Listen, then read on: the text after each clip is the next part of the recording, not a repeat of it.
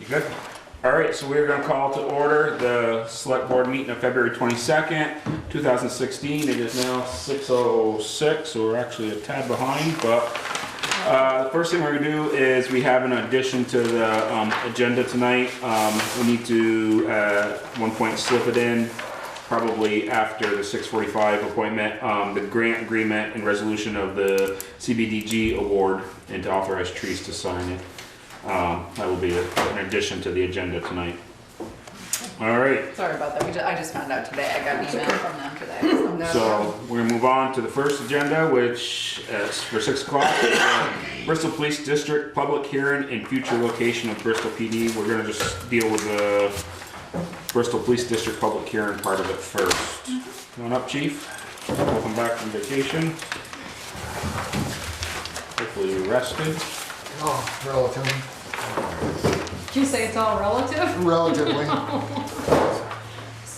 So, not sure if anybody here has any questions about the budget or not. I have a question. Oh, good. Maybe, Go right ahead. maybe you guys are, on the report to the district, what are the minus numbers in the parentheses? Is that up or back from a previous year? Yes. Yeah. Okay. Took me a minute to figure it out. That's all right. If it's a plus, then it's up from last year. If it's a negative, it's down from last This is what you sent us in our packets. Yeah, I sent you just what was published in the town report, and you had the budget items from, or the, all the budget work before, but I thought you'd want to see what went out, for the public, in the town report, so. Does anybody else have any other questions for the chief on the budget? As it is I printed. think we hashed that out, didn't we? Yeah, we did, over and over, year. Over and over and over and over. like we did all the others. Okay. I'm assuming you two have seen and read the budget. Any questions, comments, concerns? I just, Wherever holds your peace. Kevin, because I don't see it here as a separate, and it's under, we do take a capital reserve. We are on target for that capital reserve, Yes. for Yep. vehicle replacement, that's on our schedule. Yeah, I talked to Sergeant Crow about that today. I had to call him because I had an interview with the, I see it there. and I was like, did we go from What else? 5 What to do you call 7? it? He's like, Yeah. 8 to 6. Yeah, I was close. It's in there. Oh, it's On in target. there. Yeah, Yeah, it's in the so budget. that It's was in our book, good. yeah. Yeah, I haven't got our book yet. so that was good. The other thing you should notice in there, and I think Sergeant Crow's here to can certainly shed a little light on that, the chief put in $200 or $300 for $200 for crime prevention, 250. and Was it? 200. And it there was a nice interview with Sergeant Crow on TV at what station? 44. Okay, Yes, yeah. was very nice, and Yeah, so I know, I don't know if Randy wants to talk a little bit about that on camera so people know what your program is. That'd be great. Get over here where you can see me. Yeah, that's right. Basically, the program that I came up with is a building check in a survey to where we can check people's homes or their business to determine any possible security flaws they may have. Check inside and outside, give them recommendations to how they can better secure their property, both businesses and houses as well as cars. All they have to do to have a survey check done is to give me a call at the office, 453-2533, and set up an appointment where I can come by and I'll make any recommendations I can to help the owners of either the businesses or the homes, so we can make their property safer. They can do their job to help protect their property. It makes them less likely to be a victim of crime, and it makes our job easier because then we don't have to investigate the crime. So. Randy, is that That's it, just kind of within the in a nutshell. village, or is that Just anybody? district- Just the district- village? That's just the District village. businesses and homes. Within the village? Within the Oh, district. yeah. Right. Yeah. That's great, and Kevin obviously was in full support of that Within and the added police money in the district. budget to help, offset any information, but that was a nice piece on TV as well, so, it was, thank you. it was a nice article in the Addison on the, you and Josh getting back into the grade school, 2 Yes. hours a week. Yep. I got a hug today.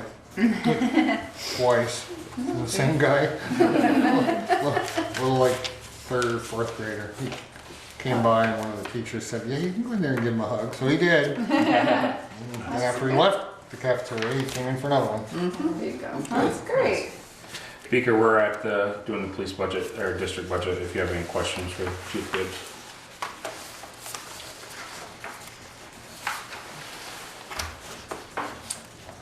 I know we talked about it fairly extensively Yeah.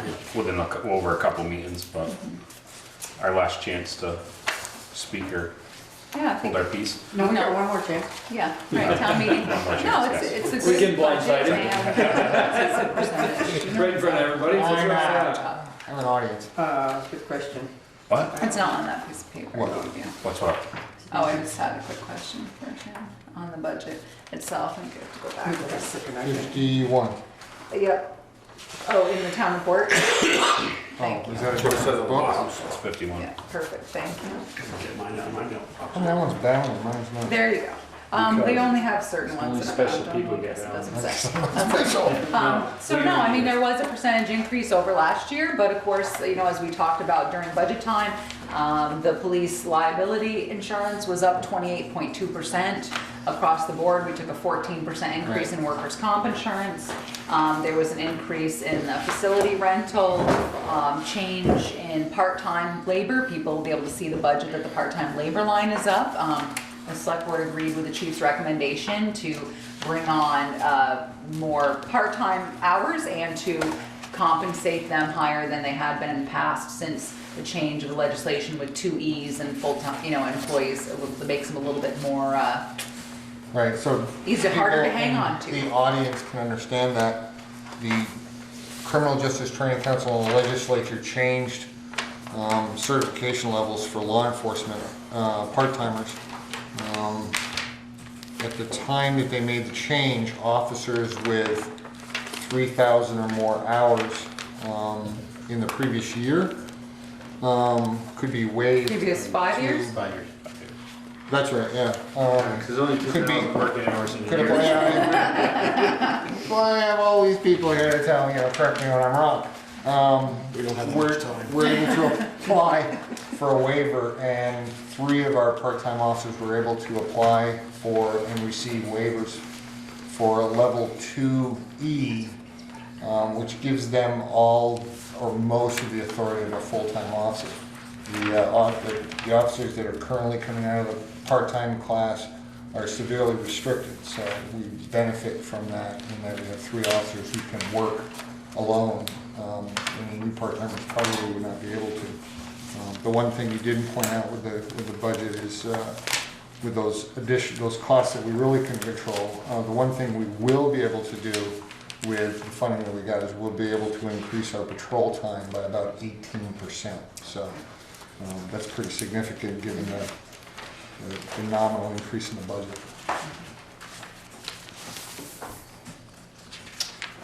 All right. Kevin, actually, for the camera, we're now, as a board challenged you last year to, either we step up or at least make an improvement to the town contract. Or go back to a different way of Right. patrolling. How has that worked out? How is that? We're the target hours that we're looking at for the patrol is between 9 and 20. I think with 1 month as an exception, we've hit that target every month, and the resulting revenues from tickets issued are significantly higher than last year. Excuse me. We should be able to. I think we've already. Close, yeah. Well, I'm not really worried about the somewhat ticket revenue as long as it's out there, there's a presence and traffic is slowing. Well, I should point That's out. my objection. I Traffic recently got has a. seen us in slowing down. I recently got a Not as a comment moneymaker. on Facebook about traffic offense, and the term quotas was brought up in this, and we do not have quotas. What I ask my officers to do when they're doing traffic enforcement is to have at least 3 traffic contacts per shift, and that would include a warning, a parking ticket, or a traffic ticket. They could issue 3 warnings, but I ask for each officer on a shift to get 3 traffic contacts, and I ask them to, typically when we're doing contract patrol for the town, if they've been out there for 30 minutes and haven't made a contact, then break off and come back to the district, because we're not gonna sit out there for 2 hours and not get any involvement. So, you know, if they're going out there and they're making some contacts, they might spend, you know, a little bit of time out there, you know, keeping within the targets that we have, but they're not out there just writing tickets. They're making contacts with motorists. Thank you. So it's going well, I guess is the answer to the Good. question. All right, anything else? All right, Want to talk with, about the lease, future housing? oh, yep, I'll just, I guess, encourage people to come out next Monday, the 29th at 6 o'clock for the final police budget district Informational hearing? informational hearing, so you know what you're voting on Tuesday. 6 o'clock upstairs. All right, so now we'll talk a little bit about the future location of Bristol PD. So I had spoken with Kevin Harper, who obviously owns Bristol Works and holds the lease, and he talked a little bit about it, kind of tongue in cheek, saying, oh, you know, pretty soon I'd be happy to let you guys out of your lease early. And so I'd given the files to Peter Ryan, who's a member of the revolving loan fund, also the assistant treasurer, and asked him if he could sort it out. The lease agreement had been signed, you know, before my tenure, so I wasn't really sure what the situation was. So he, in his thorough fashion, of course, provided us with a little spreadsheet and a breakdown, and what would happen is somebody would have to pay off the revolving loan fund, any of the money, you know, obviously that's left, and how we pay on an annual basis. So, and it had a, you know, 0% interest rate rising to the highest in the final year of 2.75. And Peter and I were in agreement that it's probably better to continue the lease through the 10-year or close to the 10-year plan, because otherwise what you're gonna happen is you're gonna build this new facility and you're gonna have to take old debt and finance it into new debt. So you don't wanna take, you know, do you wanna take, maybe you will change your mind later, $75,000, $100,000 of the balance and dump that into a bigger loan to build the new police facility, then you're kind of financing this debt over an even longer period of time. So he had some good points, and you may, if you look at your spreadsheet, may on the second page of the Peaker's looking over your shoulder, is you might, you know, near the end, you are gonna have a principal balance of the last few years, 75, then 50, then 25,000. So there is no out of this lease except Well, payoff. there's an out of the lease, but we still have to pay the revolving loan. Exactly. Because that was part of the deal, Exactly. so. Right. He won't charge us for the years Right. not there But for the we'll rent, pay but that. we'll pay the revolving loan. Unless back. he found someone who would take over the space and he wants it as is and that sort of thing. So I think, you know, Peter's note at the end is, in short, probably better to continue the lease through through year 10, excuse me, and plan for a new PD facility to be ready at the end of that. By then, the picture on a town-wide PD might be clearer. So I think he makes some good points, and I know we talked about maybe sooner rather than later, but Kevin has said that he's happy in that facility, and, you know, certainly hasn't outgrown it yet, so hopefully we'll be able to sort that out. And- Our thought was to take that rent money and build a new building, but Right. if Yeah. there's rent money there that we can't get out of, Exactly. we're kind of foolish to move. Right.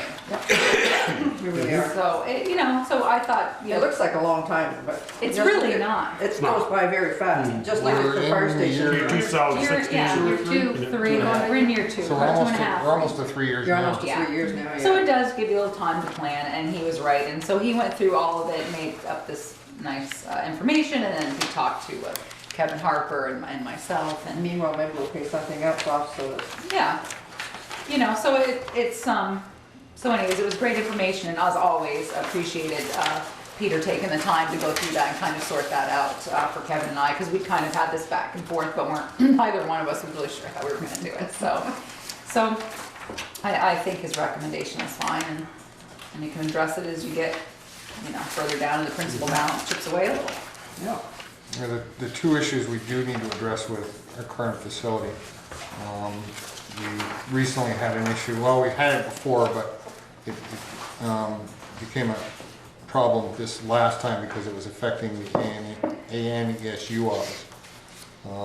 When construction happened on that, as you may or may not know, I was over there every day, kind of touching base with the contractors.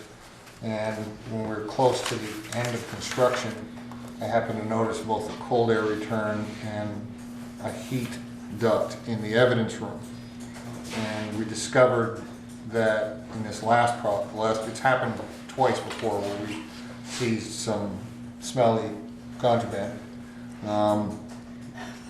In this last go-around, we tried taking some steps to address it internally, but found that it wasn't working. What was happening, and I asked the contractors when I looked at the evidence room during construction if the cold air return would pull any odors from the evidence room and spread them throughout the building, and they assured me that it would not, because the cold air return went one way and the fresh air was brought in from another location. Well, that wasn't the case. In fact, the heating system that works for our space also works for the supervisory union space, and the odor was being spread through both areas. So we were able to fix that temporarily by disconnecting the cold air return and installing an exhaust fan on there, which causes a negative pressure situation in the evidence room, pulling any odors out of it and flushing them from the building.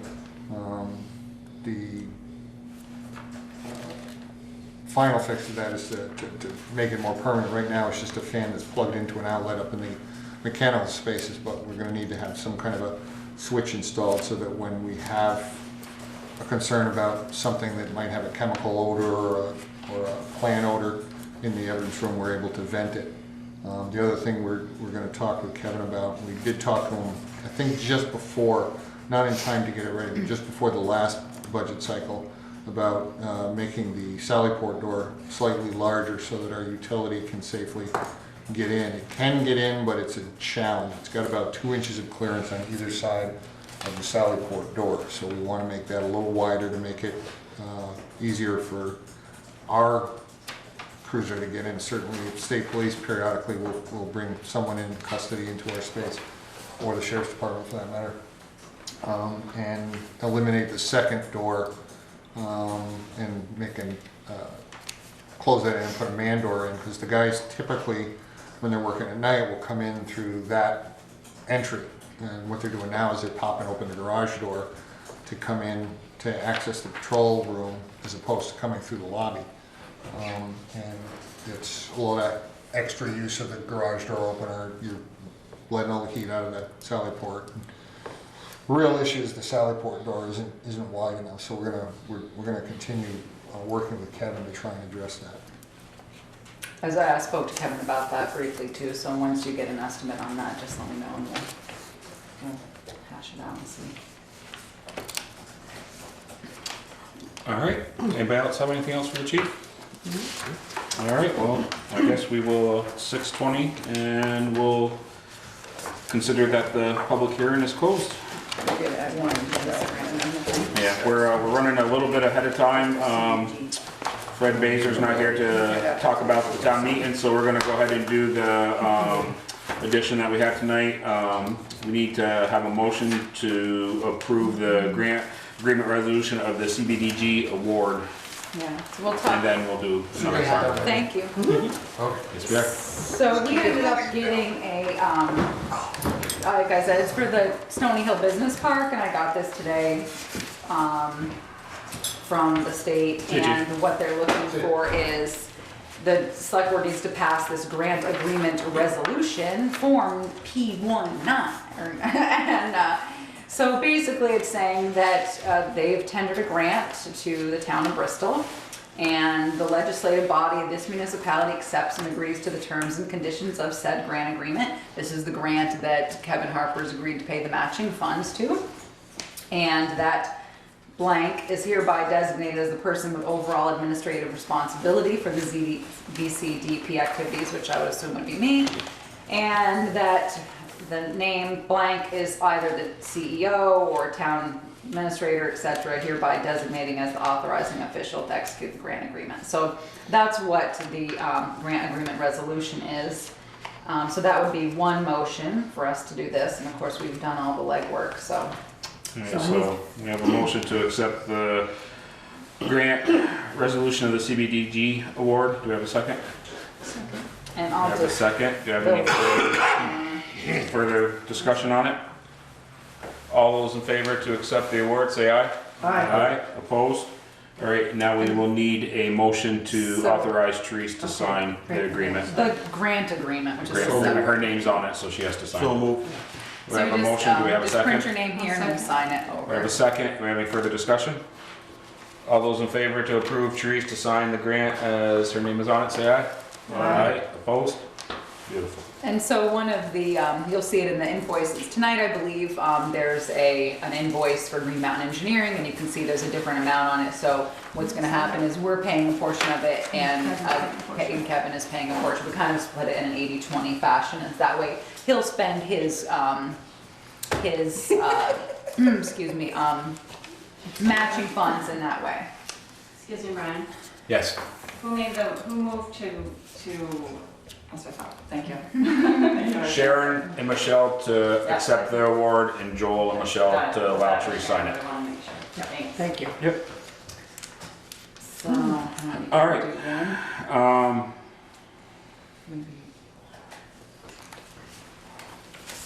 Well, Brett's not here either. No, I know, but Yeah. three's okay, we can Three's just do okay. that. All right, well, we're still, I guess, ahead of schedule here, so we're down to number 3, or number 1, public forum, opportunity for citizens who are not on the agenda briefly share comments and concerns with the board.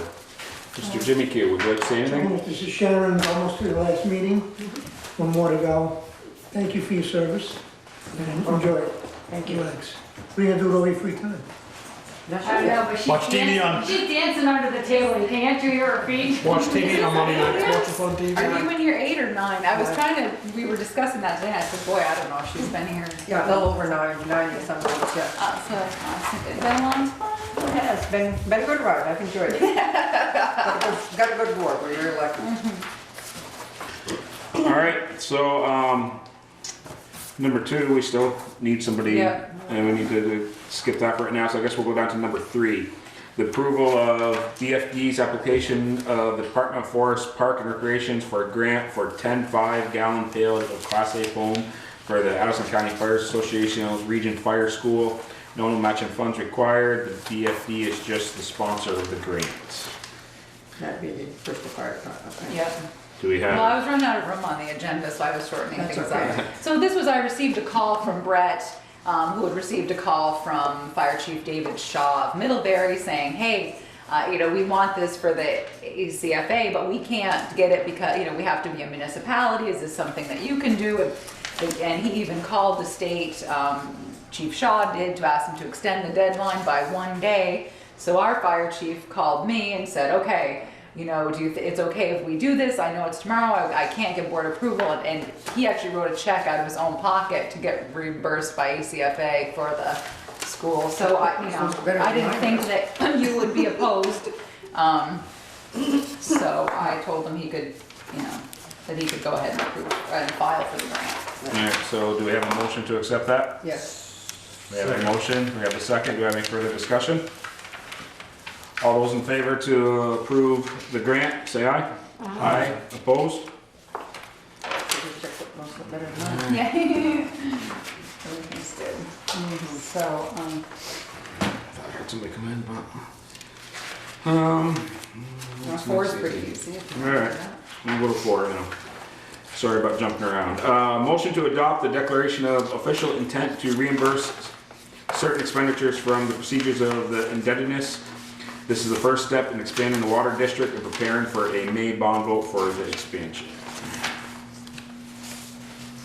Do you want a little history or someone want to make? Yeah, you wanna explain this to me? I Well, we certainly. would make a motion Yes. to Then do move on to that so that we discussion. get it on the table. We'll make a motion No. to weeks. Yeah, no All second. right, do I have a motion? Declaration of official intent to reimburse. All right, we have a motion, do we have a second? Sharon? Yes. Sharon second, okay, now we have a discussion. Okay. Trish, you wanna? So I spoke with Paul Supposed to be somebody's Giuliani, here. who you know is our bond bank attorney. And I spoke to Paul because there was a question about, Peter and Ryan and I had this long discussion about the bond for the expanding the district, excuse me, I should come over myself. And so I spoke to Paul, I sent him an email detailed, gave him the copy of the merger document, the water ordinance, the expansion ordinance, outlined my thoughts, and he came back and he said, look, Teresa, it's all good, but what you need to do is, he said, I suggest you do this. He said, have the board adopt this declaration of official intent. We've done it before for other things. That way, if you expend any money, it goes back 60 days and you can still count it in your bond moving forward.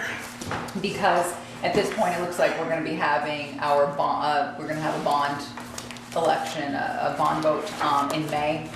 We couldn't do it at town meeting. I just didn't have the information to educate, to expand the district, and we're still waiting on, obviously, some information from USDA. So this is just as one of those situations. This is a great document to have because it protects you. If you need to go back any expense you've made in the last 60 days, you could get reimbursed from them from indebtedness out of the bond. I don't see that as an issue because we've done the drinking water revolving loan fund and all that, but it's kind of one of those things to help us cover, and if he suggests we do it, then it's in our best interest to get it done. So if it's beyond 60 days, then what happens? This only allows you to go back 60 days and then future. And right now, we have no back 60-day expenses. It's just something that he because we're not going to bond until May, and we've obviously been putting money into the engineering stuff through the drinking water revolving loan fund, he just thinks it's a good way for us to, just an additional layer of protection. Everybody understand that now? Any further Clear as discussion on it? Yeah, clear as mud, it is. That's as clear as it's ever gonna We don't get. want that. And it says, I mean, in section 3, if you read it, it says, to allocate an amount not to exceed $969,100. That is the amount of the project for us to go over the hill. That is not including any forgiveness of the USDA. That's the whole nut right there. That's West Street included. Yes. Okay. Don't say to go over the hill. Oh, well, I'm sorry, yes, go up. Right, you're correct. From West Street over. West Street Cross is down over, yep, West exactly. Street to Stony Hill. Yep. West And Street, then Lover's down Lane. to Lover's Lane. Lover's Lane. Yep. Lover's Lane. Yes, Yep. so that's all. Okay, any further discussion? All right, with further discussion, we have a motion, we have a second. All those in favor say aye. Aye. Opposed? Beautiful. Now, Let's keep going. Number 5, I don't know. all right, we'll move to number 5. Discussion of the draft RFP for the operation and maintenance of the Bristol water and core area septic system. So I had sent this to Alan Heisinger. He gave me a couple of small changes, and I had asked you to look it over. After you sent it to us? No, no, I sent it to you and he had simultaneously, so I just got his changes I back. have some changes. Okay, good. If you could give me your changes, that would be great if you don't mind, and I can give you back your copy after I make them. But did you have any questions on it? Anything that you think that I missed? Or I realize it's pretty thick, and that's what I said to Alan. I'm looking at 6 pages long, but Alan understood what we were looking I'm glad for. he read it. And you're trying to outline it. I mean, I had to read both of the documents for maintenance and operation, O&M manuals for sewer and water, and I went through there to make sure we outlined the scope of the system and that sort of thing. Do you, I read through this, you have to read through it. I Did I know. read that in there or did I not read that in? Do you have any requirement, like for the operators, the certified operators, like to have valid driver's license? Do you have to do background checks on them? Any convictions of felonies or anything? Is that a concern because they're going in and out of are they going in and out of houses? Not, well, sometimes they could go in a basement to fix a meter, but they have access permission from the homeowner.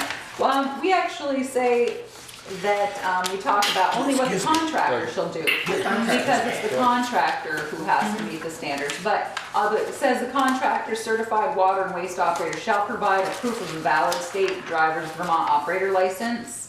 And You have to be a certified operator. In order to have a certified Right, operator, you have to have a but background you're check. correct, in this, there is no We don't have a requirement that they show a background check. Is that something that you think that they should do? Have a background I check? would, I guess I would assume if they're certified, they. Well, I don't know how You we can be a can, certified water person, but not have a valid license. Or be convicted of something.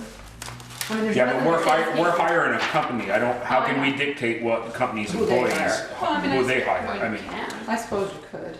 I don't know. But I personally, I don't know if I'd want, I mean, for one, if they're holding a certification with the state, most certifications with the state, if you gotta have, you can't have For some reason. certain Well, thank you. felonies or arrest records and hold that certification. That should be all. I'm guessing that in order to be a certified water, because that ranks right up there probably with all hazardous material, Yeah. where you've gotta have a background check and be fingerprinted and all that. I don't know that for sure, Michelle, but that would be my guess, because that's one of the sources for contamination.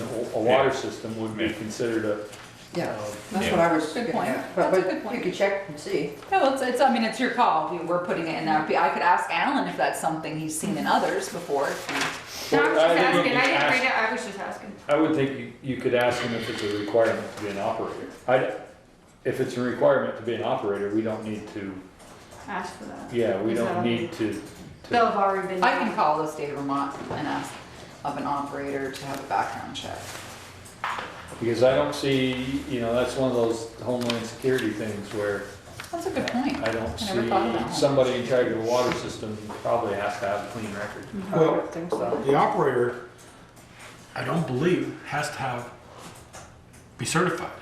But he has to be working for somebody who is certified to sign off on his work. No, he has to be You have to be certified. They have to be certified. Yep, that's in our state of Vermont. And that's in here as well. That might be in here. It's in our certification that we have to have a state certified water operator. So he can't, like Lance couldn't work under Mark's. He has to have his own. They all have to go to school and get their own certification. And I would double check that, guys. I've been told by the guys in Middlebury that they've got two that don't have certified, but their work has to be, See, that's. Okay, well, their work has to be Under somebody who's who's certified to be checked. Yeah, I don't know that, but that's. I would like to Yeah, I will. verify that. Well, because we want this person to. Yeah. We don't want somebody working under somebody else's Right. license. Have to be certified, question mark. Can they work under someone else's? Did you have grammatical stuff, Michelle? that you Yeah, I'll could just me? give you my sheet. Thank you, I appreciate that. You know, you read it and you think it's saying Yeah, what you you- think it you should read say it and you're not, yeah. Yeah, that's why it's good to have more Alright, eyes. so, are we okay with the corrections and getting a couple of those questions answered to go ahead and I think we're gonna make a have to. motion to approve this, or? You have to see that don't action. need a motion to approve it. I mean, we've Right. already agreed, we're gonna go out, we know that our contract expires, I have been, going to have I've posed the question to Alan Heisinger and about, obviously it's why I built this for 30 days, when are we gonna go out to bid? We go out to bid, we give them, whatever, X amount of days to respond, and we have 30 days to respond, and then we know the contract ends, Well, let's back up. June 1st, It- so you It gotta ends think July about 31st, or July 1, yeah, June 30th. so So, that's the thing, is timing, so when it should go out to bid. we should be making a decision by June 1st. So it Oh. gives the operator Yeah, and I 30 days to wanna, get. I would say more before June 1st. maybe May, but I wanna look at the contract again, because obviously obviously we know they're going out to bid and that they will be a bidder, to make sure that we fall within the parameters of the contract, if they were not the bidder, the low bidder, or the bidder that was chosen, to make sure that they were, given adequate notice for the contract. So I'll let you know, I have to reread it again, I read it, May 1st would be better for sure, but yeah, no later than May 1, you gotta name a bidder. right, and so We we have put, 30 days to get yeah, and we put. clientele in here. Yeah, and we put 30 days in here that you have, once you get it to sort it out. So it's just a matter of the timing of the process. And I did ask Alan that, and he was going on vacation, so he said he'd mull it over and let me know. So what his thoughts on that as well. So that's good. So Michelle, can you hand me yours? Yeah, I just threw it over there. You Oh, already I took already it. grabbed it. You Look at already that. got it. All right, perfect. Thank you. I really appreciate input on that. It's, once you've read it a couple times, and I had Alan's as well, so. Yep. Motion to accept the minutes of February 8th is printed. We're skipping one. I know. We're skipping a lot of things. That's all right. All right, so we have a motion, we have a second to accept the minutes of February 8, 2016. Any further discussion or corrections? Good job. All Didn't right. find anything. All those in favor say aye then? All right. Good. It is good. Opposed? All right. I guess we can, You can do 6. Couple things that are short, I didn't find them. all Yeah, right. number so 6. 6, discussion of the Reports minutes. that other people provided, it Huh? wasn't within. All right, we all get on the same page here? Discussion of resolution, number 6, discussion of the resolution to increase the input of the Vermont municipalities regarding the site and the renewable energy products and the certificate of the public good proceedings before the Public Service Board. I Did didn't we already know. sign this? No, we talked. We talked about We it. talked about Signed it. one similar or something. I thought we did. I too. think you talked about it, but I don't know if you ever signed it. I remember giving it to Eric and then I gave it to someone else to look at, but I don't remember ever making a, I don't remember ever. yeah, I don't talking think about so. it We either. probably, we've seen it. I remember handing it out to you, Michelle. I have given it to you in a previous Yeah, we've packet. seen it, yeah. And someone has emailed me again about it. So in a and nutshell, in less than 2 minutes, tell me what this means. basically it means that you want, as a municipality, you want your zoning your zoning board, zoning administrator, et cetera, to have more authority in placing solar arrays, et cetera. And again, this is, you know, Anything that goes it's a to Public non-binding Service Board, we want to resolution. have more of Right, and it's a non-binding resolution. All right, so do we have a It's up to you. motion? I'll make a motion. So we have a motion to accept the renewable it? energy product Right. certificate of, yes. That sounds good. To sign I, it? yeah, You're good. so we have that motion, do we have a second? Yes. Any further discussion about signing the resolution? I have to draw a line. Sharon, All did right. that. All those in favor say aye. Aye. Opposed? All right, well, we got a liquor license, so we're gonna go to town clerk and treasurer's office report. We have a liquor license here for the Legion, I think I was told, yes, post 19 Legion, outdoor permit, Yep. Is there outside consumption? outside consumption. Do we have a motion? So, We have a motion, we have a second, we have any discussion? All those in favor to approve the liquor license for the American Legion post 19 outside consumption, say aye. Aye, opposed? So be it. That'll go around.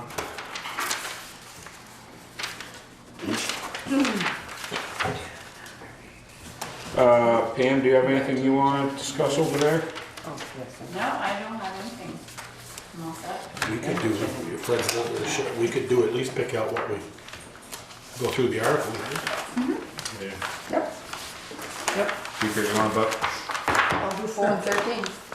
I'll do 5 Oh, and wait, okay, here Wait it a is. minute here, guys. Wait a minute. Wait a minute. pick a number usually do. So Sharon, what you said 4 and 13, what are 4 and 13?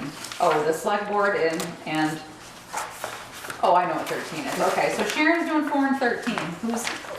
Joel said he'd do 5. Joel is doing 5. Which one is 5? 5's the highway, Peter and I usually chime in together with that and get with Pete and I'll do 9, 5 and 9 for Joel. All right. Michelle, what do you want? the rest. None. Oh, 9 is the fire. I got 2 cents. Yep. So you want to do, I mean, 10, let's face it, the library will do theirs, the club will do theirs, Addison County Transit will do theirs. Darla will do hers, 13 right? is that, well, no, someone needs to, last year Brian did the rec department, I'm not sure if he still wants to do I can do the rec department. department. That's So not a what's big deal. name, Brian is number 7. Yep. Michelle, do you want to do 6? Which is the general fund? And- Oh, sure, just throw me under the bus. Well, maybe have Baker do it then. I can do it if no one else will do it. I mean, We'll all chime in. I can do it, but Everybody will kind of do it. Everybody. Put everybody. Yeah. Yeah. And. Brian will lead with that. Do you want me to do 14? Peter needs to. Yeah, he doesn't. we need to talk about 14, but Michelle Yeah. tonight, but you can do Yeah, that 14. would be a good idea. Well, I'm just thinking rather than people. So I think everybody Who's doing, doing 8? everybody doing 6 is a Wanna do good 8? one. Brian What's or Peter could do 8. Town reserve funds? Yeah, then nobody's gonna question that. minutes. Okay, that one's Peter. I think that you're right, Michelle. I think everybody should be prepared to answer questions about number 6. Yes. I put everyone down Yeah. for that one. But, yeah, But that's all- good. That worked. Nope, everyone all, yeah, works too here. Yeah, I think you got them. Everybody up on the stage, even Fred. I think you got them all. Yeah, we did. That's Everyone after Teresa. I'm gonna put That's down. right, that's right, that's right. Right, yeah, well, basically, unless there's a specific question that we have an answer to, it's gonna be Teresa. Yes, Yeah. but you're gonna be so well versed in this budget that I am, it's gonna be being No, fried. the two little things that I found in errors in here were in other people's reports, you Oh, know. good. I will tell you, page Sure. 23 is, as Pete, Pete Ryan, God bless Pete Ryan, I don't know what I'd do without him. I don't even know what the correct word is, but either my devise or whatever, I flipped the formula and I corrected it on this page, but I didn't correct it in this one. So there is a corrected page 23, Pam has put it up on the website, and we've included a corrected page 23 in the town reports that are being handed out. And we'll have some at town report. Basically, my percentages are just off. So I don't have the corrected page. We don't have Not it in here. yet. No, you don't have it in there, you're gonna have to, we'll have to grab one off the counter. But it was all. I can do this over. and this then? Yeah. Yeah, that's what I did with mine. Yeah, so that was it, so that's my, totally my fault, I looked at it, I thought I had it, but I didn't. Yeah, like there's an I here that shouldn't No. be there, I mean, it's not a big deal. And you know, Nothing what's that funny is changes it. you proofread these things and it cracks me up because you do it so much, but, so But that's, I didn't find anything that I thought, I think that, oh, Jared Allen's name on the Bristol Fire Department personnel roster didn't have a D on it, oh, and that should be. That's All right, well, I don't know where Fred is, so we my name are, is spelled right in the Bristol Fire Department. we're gonna- report, but- we're gonna go back up to our 6:45 appointment because that is here. And we're That's on right. Tad Early's. Jean Montrose is here. Jean, right? Jean. Hi, Jean. Jean Montrose is here from Hope to discuss the future of lot number 20 and 22 South Street. hi, it's nice to meet you, I'm Teresa, I spoke to you on the phone. Good to meet you. Go around and meet you. everybody can introduce themselves if you don't know. Joel. Hi, I'm Brian Fox. Hi, Brian. Nice to meet you. This is Sharon Companion. Hi, Sharon. Sorry. Repeat your afternoon. Hi, thank you for giving me some of your time this evening. Yes. Sure, I gave him a copy of the email that you had sent, and then, which included, your request to use the flood hazard mitigation grant, and then your realization that there's more. Right, and there still are a number of questions at this point. I'm trying to sort out on the floodplain maps.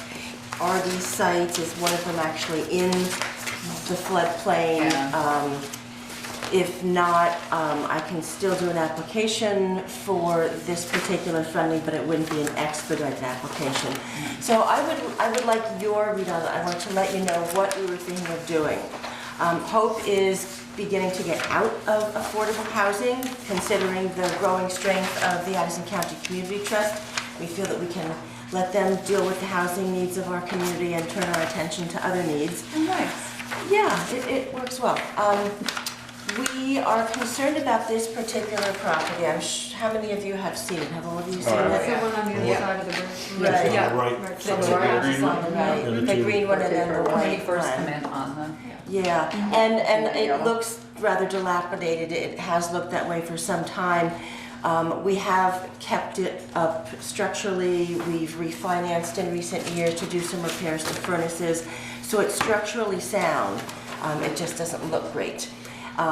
This has been a valuable property to us because it's allowed us to do what some of the larger tax credit projects don't, and that is to provide housing to people who can't get into those other housing. They can't pass the reference checks, they don't have good references, so they can rent here for a little while and then they can move on after they've built up some good references. At this point, as we look at getting out of affordable housing, there are a couple of issues that concern me about this. It is right on the edge, if not actually partially in the floodplain. During the past couple of floods, the site has eroded even under the greenhouse. It also seems to me that this is not a site that it's growing less suitable for housing. The lumber mill is quite loud. The bridge is closer, traffic is coming by much more quickly. I'm concerned about a little pocket of blight there. The properties across the street aren't very good. We actually had somebody move in a couple of years ago, and people were coming from across the street up the stairs knocking on her door to sell her drugs, and she was very alarmed by that. And so we want to extricate ourselves from this property, which we believe is not suitable for housing, but we don't want to, in getting out of it, sell it to somebody who's going to perhaps contribute to a pocket of. Do you have tenants in it currently? We do, yes, in all 5 units, yes. So what is your understanding of the hazard mitigation grant? Do you think that in that they would be willing to give money to pay off the mortgage as well as demolish and clean up the site?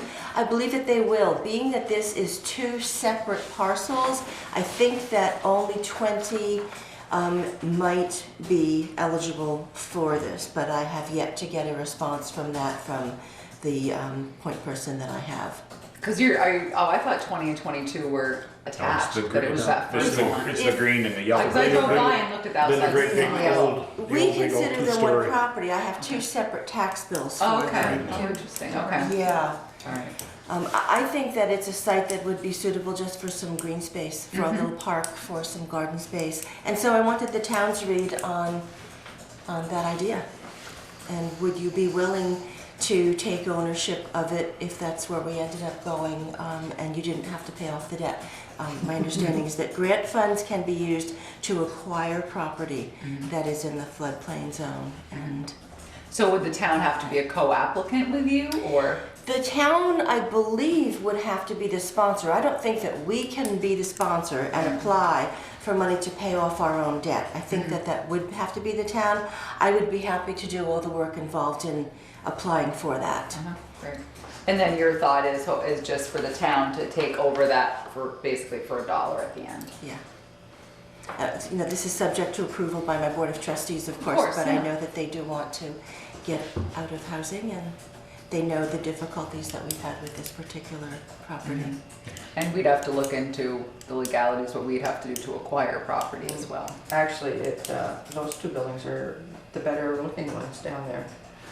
I drove down and looked at the signs the other day, but At one point, we wanted to purchase the ones across the street and knock them down and just make the whole thing more open Yeah, and airy, but sure. that didn't work out. Exactly. So basically, Jean's here to We would find have out. certainly So, liked one what of she's those saying 2 here options is- to happen before we put the new bridge in, because then we could have aligned it a little better. Yeah, exactly. I know. We could have had this conversation Yeah. before we got to the bridge. Yeah, so that We didn't have this funding available. So, right, so the That might have been one's some bridge funds sponsor. there. They could have locked that first. Yeah, that's what I thought you meant to say. Yeah. So, That's water over the bridge. That's water under the bridge. yeah, so Jean was just wondering about how, what your feeling is about this before she pursues this anymore, if you're open to this as a board, or?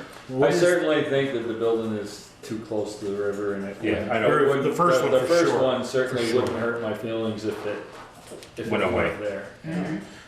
I worry about if we, there was some talk in your letter or your epistle there that if we got them both, we may sell it back to the nearest landowner. Well, I wasn't sure if that was something that they could do, that was my question, but I don't think so. I think now that If it's like the land. I think it was reacquired. We weren't right able to on- sell that land to, Down where, on 116? yeah. Yes, yeah, that you're was bought right. with, Yeah, with has mitigation money. yeah, so we would own it, We would. we'd have to hang on And to it may be best too because of the fact that, Yeah. we can get funds for a flood a lot easier than a homeowner can. Right, Well, we and- can get access, that's the other thing. Access. is We have access to the river To now. the river Yeah. is a big thing. And really, the I- only cost would be to mow it. Yeah. I mean, I guess we can go around the table. I mean, as long as, it's not inquiring any more debt than the $1 to purchase it to the town. I mean, I would be in favor to to proceed with you on this. Yeah, but we wouldn't want to sell it and then see you turn around and sell it to somebody else. Yeah, well, I mean, Yeah. with it being in a flood zone, we never could, you know, I mean, it's pretty much no one would be able to build anything there anyway. We wouldn't so- take it unless it was gone. Yeah. No. Okay. Yeah, That was my question, is like, are we talking about taking this after the buildings are? After. After they're Yeah. done, yes. it would be just a dirt Just a lot dirt at that lot. point Right. in time. So Grant you're- funds would pay for the debt, and they would pay for the demolishing, and they would pay for relocation of any remaining tenants at that point. Yeah. And then- so and then we you'd would just be getting grass lot. Right. We'd just be And getting them. losing a few tax Okay. dollars. It would Yeah, come that's- on. And we would lose some tax dollars, and that was one of my concerns. And as I said, agree with Peter, the first one would have been nice to know this a few years ago. The second one, I think, with the right, I won't say you were the wrong tenant, but, you know, maybe if you sold it, it could be a caveat, if someone could pick it up fairly reasonable to refurbish it and have, still on the tax rolls, and still have affordable housing in town, because Well, we're then- still lacking affordable. We're Right, very so lucky. Very lacking speaking in to that, affordable there's housing. another property that's on the horizon for us to redevelop, and that's Bristol Family Housing up on Hunt Road. Yeah. Those two Not buildings. well. Right, those need to have some rehabilitation done. It's a large site, it's an incredibly popular site, and we would like to replace these units, maybe add a few more up there. And we would like it to be a mixed-use property, so not just all affordable subsidized housing, but some worker housing, and that would bring some increased tax revenues. And we talked about that. I think I'd given you that study that I've got at Addison County Economic Development. That's a big thing that the state is saying right now is we're missing is worker housing. So, and I did speak to Eric Foran, the zoning administrator, and say that you might be reaching out to him for guidance on that. 20 And or 25 acre site. you yeah. have. Yeah. And also too, if you look at the value, I'm not sure exactly how many tax dollars, I think she has her bills right there as far as that we're bringing in the value of those properties I can't believe currently. what those are high valued I properties. appraised both of them when I was a listener. About just over Yes. $2,300 is what's coming in. Yeah. Yeah, So so that- we're only losing $2,300 on taxes. I mean, I know it's a loss, but it's not, that's not a huge substantial. The other thing No, is, it could end up in the river and we could end up paying for it. I mean, I guess we'll do, I guess, an unofficial poll. Michelle, what's your feelings on this? Are you okay going with it? I mean, Into it, yeah. more than putting in the dollar for buying the lots at the end? Beaker? Good. You I'm not good? sure where you're Sharon? getting 2,300. I'm good as. I see with 4,000. those stipulations. You have to add the Oh, that's the amount due, but the total tax bill Oh, okay, thank you. is, the total of those two properties is Okay. $6,800. Yeah, I was gonna say. This is different from. from my tax bill. and so- Yes, yes. All right, I'm in favor of it. Joel? One of them at least, yes. The one closest to it. The second one, I think, could be re-ed. One of the Well- problems with Hunt Farm is, it is Ways like away. here, it's the way, these people, most of these people that live down here do not have. And we heard that when we had the bridge closed. Well, there is the option that They walk up to the the right laundry person, you and, might be able to sell the other one to pay to get rid of the first one. yeah. I'm not sure. I mean, I guess that would be for Hope to decide. Sell which one? Sell the bigger- second one, the bigger 22. 22. Um, I believe 20 should go with it. It's Well, right will on you the get river. hazard mitigation for 22? Well, that's, if they can, then I would say that's, you know. I mean, I guess what you could take out of this, that the board's willing to work with Hope and with you guys, so if you want to Yeah. proceed with this and look further into, you know, what can and cannot be done, I think we'd be more than willing to work with you and help, you know, on this. And help One of sponsor the big their things with all the new rules and regulations is the distance away from waterways. And Yes. those two houses certainly are They're close. close. Yeah, So, the first one, I definitely. mean, I don't see any problem with the community supporting it for the simple fact that we're gonna clean up that. Yeah. And if anything happens there, it's not gonna end up with a house going down the river. So And your mortgage, I mean, I believe you bought the green one after you bought the big old structure was your first one, and your second one was the green one. And your mortgage at 37,000, you say here, or 38,000, maybe mostly on the green one. which you're And trying- that's actually mostly due to refinancing a number of years ago to do some upgrades. Well, I mean, I think Well, we're in we'll favor work with you. and working with you. So if, you know, if you want to bring it to your board of directors and start the ball rolling on it, and then just report back to us, Therese, Yeah. if you come back, so, you know. you keep her certainly have informed. options, I mean. Yeah. Yes. Yeah. Yeah, Well, we're definitely not opposed to it in any means, shape or Excellent. form. Okay. We can't stop them if they want to tear them down anyway. No, I just always hate to see it going out of the village more, because there are so many Right. people that walk to Right. the laundromat, to the bank, to the store, and I see them. And it's Regularly. difficult to develop in this village. I tried for a number of years and, you're just out There's- of the line of the Yeah. sewer and. Yeah. The other thing too is, as far as Hunt Farm, is to reach out to, the actor and Addison County community and see what they do up there for as Right. far as making runs from Hunt Farm to, They don't pick up the downtown. bottle, they Yeah. do it. Yeah, so it's I good to plowed find that out. for the first Yeah. 20 years Yeah. over there. It's Well, it's good to know. They were very The town gives gracious them a in helping reasonable, us yeah. In the South Street. when the bridge was built, Yeah. for those Yes. people who needed to get to town, Yeah. Yes. had no other means. And the town gives them a pretty good stipend of tax dollars each year as well, Yes, so. yeah, they're growing. Well, it's nice to meet you. All right, Thank so you it's nice for to all meet that. you, Thank you so and we'll look much. forward to hearing back from you. Great. Thank you. All right, well, at this point in time, I'm guessing Fred's not coming tonight. So we wanted to, I think that's probably. So, we we keep going, do Two. 10 and then 11, Yeah. we'll go back. He Yeah. can always meet with us. all right, so, well, there's not a next one. The next one Morning. is the He'll town come a few meeting. minutes before town, Yeah. before. What about number 2? Eat his All Chinese. right, no, we're waiting for Brett to show, and we told him not to come until 7 o'clock, so. Oh, okay, so I didn't know. All right, so we're just gonna go to the select board concerns. Michelle, have a good night. Thank you, you too. I have a quick question, Teresa, and this is for you. Yeah, sure. And I don't have the purchasing policy. You know.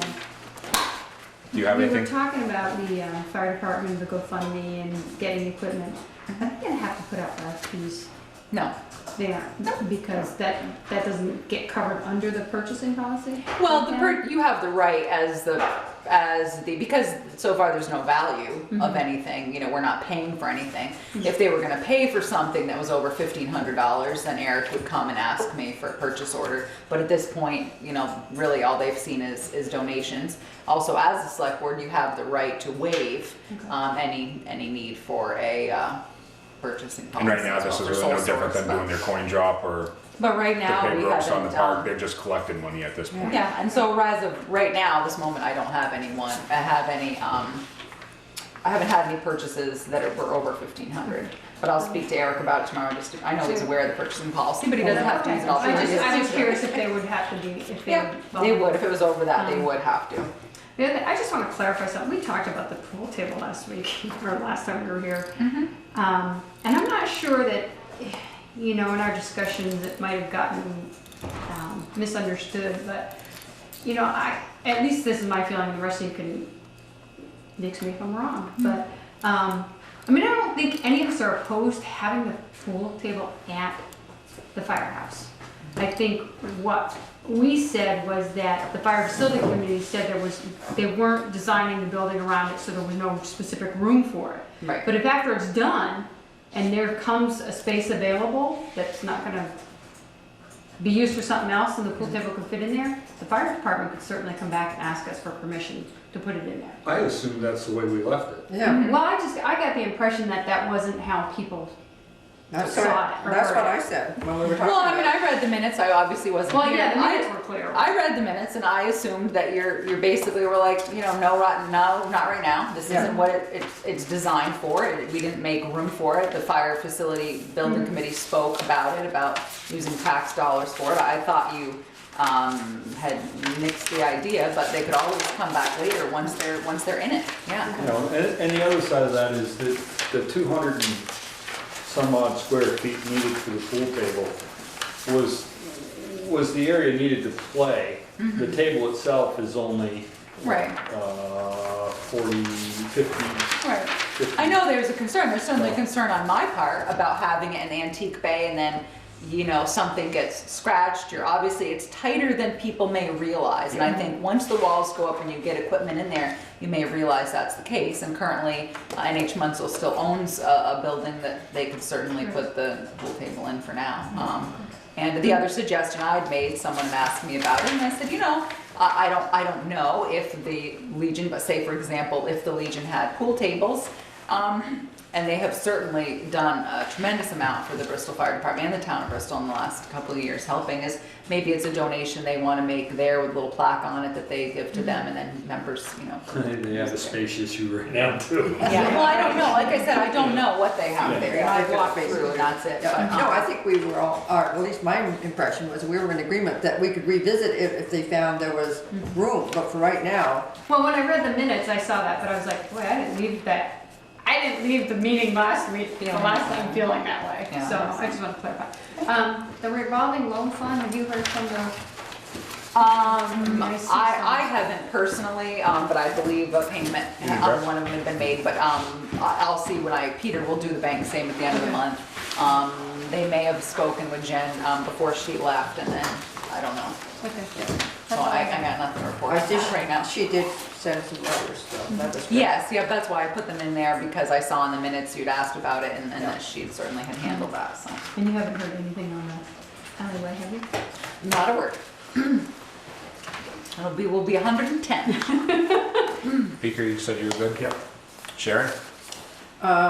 Just as a board, we'd like to congratulate our town clerk, Jennifer and Matt Myers, on the birth of their son, Chase Henry, on Valentine's Day. I understand he's got a wicked black head of hair, and him and mom are home, and everybody's doing great. Congratulations. Yep. Saw her today. And Joel? Jason's doing good. Well, I got a few things, and Brett will probably report on a couple. Jarrett told me the mini pumper, that thing we thought we were gonna save by using the remaining propeller, was too far gone, they couldn't, so there's no savings there. Oh, that's a bummer. Yes, I think I saw the invoice. We had the invoice for that, didn't we? No, not yet. Oh, maybe I just saw your estimate. 3-4 weeks ago, the chief, myself, Assistant Chief Kevin, and Amos Martin and John Crossman from the Hill and Breen, we went up on the roof and looked at the bell tower and how, as the drawing shows, kind of how narrow we thought it was. Yeah. And I asked about, between the corners, could it be cut back? And John said it was something they could discuss at a building committee meeting. I was wondering if it was discussed and was it decided? It was discussed and decided, yeah, but it ended up being that in the minutes here. the window frames ended up getting to be a little bit bigger. They're gonna be by 4 by 7 or 8 feet, because it appears that in the specifications, they missed the insulation. So they end up having to make it a little bit bigger to, yes, so the windows actually became larger, so it looks like the bell is gonna be more visible. Okay. Because I think that was your concern, correct? Yes, it was my concern. Yeah, so, It's in here yeah. somewhere in our minutes that I read yesterday. There you go. So, so yes, that ended up being Good, taken care that of. makes me Yeah, feel just kind of better. And I'm bringing this up not for myself, for Dan Heath, who is on the fire building committee, who's a supervisor for, for Breadloaf Construction. He has, as he said, I got over on the site and looked at the back by the elevator. And the doors, and he saw the prints with the doors, gotta have a set of doors. And Yes. I've tried to get to Brett this afternoon, he's, with his new job, wasn't home yet. He would like us to look at that, have the architect, Joe Bedard from Labor and Industry, and Bill Henry from State of Vermont Elevator Inspections. He believes we do not need that doorway. He thinks it's just a misinterpretation of people are talking on the phone and not, because he says, I built Stowe High School, Stowe's Fire Station, Yes. Williston's and Middlebury's, and their elevators are right near the I know, back and entrances. we have He just been- would like it to relook. I'm bringing this for Dan and not from me. Well, tell Dan, it has been looked at and looked at again. We actually talked about it just at our last meeting again, because it's been an ongoing issue, and that's exactly what they're doing, because you have had two competing, the Vermont Elevator saying one, and the fire inspector saying something else, and so they ended up giving us two options. One was the doors, as they are, which is, we agree is awkward. The second option would have been a lot more expensive and been a whole reconfiguration they would have wanted us to build a wall and do this whole other partition, and so we're stuck with the doors. We've been, and it's been beaten to death. So I agree with what he said. people sitting around the table were like, what is going on? This seems new. Even Tom Barden was going, this is crazy. Tom left the room and went and called a couple meetings ago because he has a good relationship with Joe Bedard, and we've been round and round. So tell Dan, we're all Because Dan actually took surprised me by in it. Friday night to the new, You get these minutes, right? Yep. Yes, he does. Yep. Okay. and he took me into the new Middlebury station, new Middlebury town offices and showed me, he said, see where it is? I know. Right here by the entrance door. It's crazy. And he we said, I just agree. want you to look one more time, Joel. Yeah. He says, I'll he said, speak to I'll them bring it again up, Joel. at our next meeting. But I can tell you, yeah, we have gone round What I and can't round. figure out, is, and I had said earlier, was once you're pull that alarm, your elevator goes down to the entrance to the main floor, dispense out of the elevator, the doors stay open, Yeah. but your fire doors close. I know. It's So you're funny. gonna close a set of doors when your elevator doors are open to try to get out, I and know. I don't understand They that don't part of either, it. and they have been round and round, like I said, even, and Tom Barden, who obviously has Maybe a been set of building doors, we're gonna this- take off the hinges right after we been, get a you know, CO through the probably. facility as I well. didn't say that. Tom Barden was sitting right here and said, you know, it's not nothing that we've seen. I just, so like I said, Dan had asked me, and I said, Yeah. Dan, you were on the committee, I will bring it to them. Yeah, And, it's certainly I'm a not trying horse to we've go beaten along, but to he death. asked me, and I said I would. Brett, you had your hand up to No that? problem. Well, I mean, the fire doors make sense because it's when the fire alarm is activated and the elevator automatically goes to the first floor and the door is open, so fires, you know, they're all compartmentalized. So the idea of the fire door, they're closed because if those elevator doors open and there's fire right there, you're immediately exposed to it. Where you're safer if you're compartmentalized. Yes, you still have the option to push them open, but you're in a protected compartment. Oh, okay, I didn't think of it that way. Yeah, it's funny because as Brett knows, we've It been buys- going back it buys and forth between valuable Vermont time. Elevator and the fire marshal. And so, yes, we've asked them both to revisit. Like I said, several- Dan asked me, Oh, to he said Bay State has looked at them, and Bay State can't figure it out, Bay State elevator. I know, it's The a. fire marshal's the one that's got to sign off that says we can live there, so we gotta go with what the fire marshal, I would think, would say. But I'm happy to bring it up at our next meeting, Joel. I'll put it on my notes of things to talk about again, right there. And Anything that's- else? No, that's all I have. That's all you had? Okay. You mentioned it before the meeting started, but, the Christmas lights, I mean, they just. Oh, yeah, it I looks gotta get We'll really, do those Saturday. We'll we make it look Saturday. really horrible, and the fact that the I'm gonna wreaths email are them. as brown can be now, so. Yeah, I'll email them. I know that Ian, who's the executive director of the Corps. I just don't know who has does it, so- Shoulder surgery. I don't like going He's there, out with yeah. hurting his shoulder and his neck. So let me reach out to them. Yeah, and I mean, see. I've got the weekend off, I could help take Okay. them down if they need somebody, I just think. All it right, just looks well, really I will tacky reach now out for us. to their little Christmas committee and see what's what. I'd forgotten to do it last time, and then I thought of it just when I came in earlier, so. We did the 5 gallons of pails, right? All right, at this point, we would like to present Sharon with a small token of appreciation for the 9 years plus, or I'm not sure exactly, that you've been on the board and for your service Over to the 9 town. years, yeah. And so from the board and from the people in town, thank you very much for everything you've done. Have fun not coming Monday nights anymore. Well, I can honestly say that I am going to miss everyone, and this is one of the greatest boards.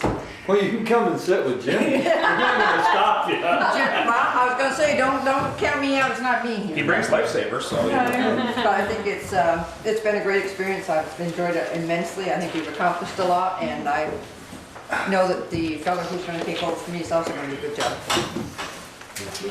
Okay, that's all I've had. So, I think we're getting narrowed down. So we're gonna go back to number 2 now, now that the chief is here. We were We Number were going 2? through them so fast. The whole meeting is done except for you. We went 1, 4, 6. All right, so we're going to number Don't 2. feel bad. No, it's not you, somebody else Yeah, didn't didn't show show up. Come on, Brett. So number 2, the update on the Bristol Fire Facility construction, including awarding the bid for the water line and road installation, discussion of the flashing light installation, and the change order request log. All right, so let's pick them in. I'd like to start with the change order request log, which I did give to the fire chief, so he's aware of that. Okay. So you can see, at our last meeting, we went through the bottom 10 through 18 of change orders, and it's funny because right now we have a credit, so we have actually done very well, and we have added to our contingency. We started with 126 or 123,000, we've added $7,740 to it, which is great because we are not halfway through this project yet, so we still don't know what's going to come up. The last changes we've been through, we got credited back all the cabinets, you can see that, because Jerry Tatro. Yes, and can I, yes, and Jerry Tatro, and his name is spelled G-E-R-R-Y. Oh, I'll have to fix that Yes. for the minute. It was J-E, There's no J in it, it's a G. J-E-R-R-Y, and then they went to G-A-R-R-Y. Oh, I never, I'll have to tell you. G-E-R-R-Y. All right, well, we'll tell Yes, him you. and Chuck is helping with him as well. Chuck. White dog? Yeah, Oh, Richardson? Richardson, okay. Richardson, yes. Oh, that's nice, yeah. Jerry gets them together, I understand, and then they assemble them, and then he's very grateful that people have a place to store them, and That's nice, that's yeah, good. 2 loads have gone, I know. Yeah, They oh, have. that's great. They're filling up the downstairs of the firehouse right now. That's They're right. beautiful. So, you can see some changes, obviously there was some good credits, and there's been a couple of additions, some 2-inch conduit. It was very interesting, I was definitely putting Leo through his paces the other day, because I'm like, are you serious? It's $1,400 to go from 1 inch to 2 inch. I am just not. He was like, calm down. He was trying to work me through it. So it's all fine. The conduits to vestibule and the north stairs, which Joel and I had a conversation in case we ever had to heat for future heating needs, be something there. But it didn't now, yeah. And now add TV and data in the training room, add a Second, second. you're talking about wiring, you know, when you Yeah. say add TV and data, you're talking about the wiring. Yeah, so the wiring, for it. yeah. Okay. And then add second projector wiring only in the training room. They had quoted us, $3,292 for 4 electric hand dryers, so I said no. For $169.60, we will get paper towel holders. So that's what was in the original bid. For nothing. Well, I told him not even to rough them in, so I just said, forget it, it'll be fine. So, and then rough in speaker wire only. This is for Burlington Communications. In their estimate, they just excluded the rough in, so that's for the intercom system, correct? Yeah. Speaker intercom system. Switching and power for display cases, and then the rough-in for the urinal on the first floor bathroom. There isn't going to be an additional change order. I obviously approved the urinal, so that I think is about another $1,200. They'll give us an estimate Do you later. either get a urinal or you have nothing in there for them to use, or? Well, they Funnel. gave me the price, $784, and I said, well, does this include the urinal? They're like, no, it's an extra $1,000, and I'm like, well, get the urinal. I don't understand this crazy business. So he ended up, so he said fine. So he's what, gonna they give had us a the toilet, but they wanted a urinal too? Yes, it was an addition, yes. Okay. Yep. And that was thanks to Tim Ryan, actually. He went to other, he's been a terrific partner. Certainly Brett can attest to that, going to other fire stations. My question for you, however, is the final one. I was glad that Peaker was here because this is radon piping through the roof. Peaker's bid included the piping and it's capped above the slab.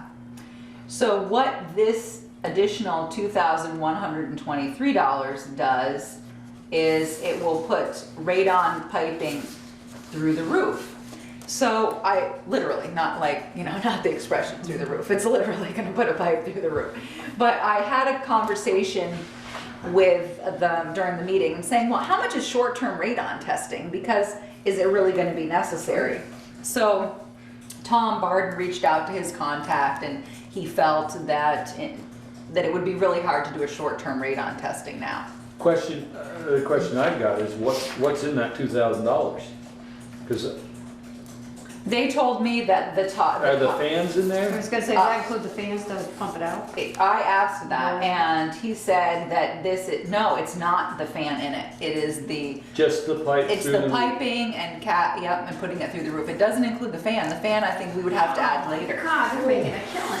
So, but I mean, that's what I made for a note, but I can double check in case I misunderstood. But my question was, Yeah, because when They felt- when I talked with them, they figured that they had to put the fans in at the same time. okay, which then maybe it does include the fan, Peter. My note could be It'll wrong. gravity, it seeks the route of least resistance, so it'll gravity through, and the fans can be cut in later. I don't know what Yeah. you've heard. If you I heard know, something different. originally- The building's Here, but- obviously much larger than my home, but my wife and I installed a radon system because we had extremely high radon Yeah. levels at our Everybody in residence. Bristol And does. the blower No. is in the pipe. Yeah. I'm across the street from it, I'm okay. Yeah. She spent You have a long-term test or a short-term test? That's gotta include the, So it probably does, my note could be, we talked about all of these items, so I could have I mean, missed it. the So issue my is, question is, the issue is Then you better- cutting that pipe into the ceiling after the Yes. fact. I'm in favor of putting that pipe in the roof so it's guaranteed with the roof. okay, Yeah, I mean- And down through. I mean, $2,000 seems like a lot of money, but if you're gonna start cutting holes 2 years down the road through a roof that's already sealed up And getting up through the petitions. and everything, I mean, you run the pipe while the walls are wide open. right, because he It's had the just case stubs. there and it was gonna go through. I will tell you what Terry White's argument was. Terry White's argument was that you had laid the radon piping and that there was some other matting underground, there's another barrier there. So he actually felt that we would not have a radon issue and that, but I said, look, you don't understand the But they town of went through Bristol's they history went with through the radon. price of putting the stone in there too, so why did we waste the money putting 8 inches of stone in there?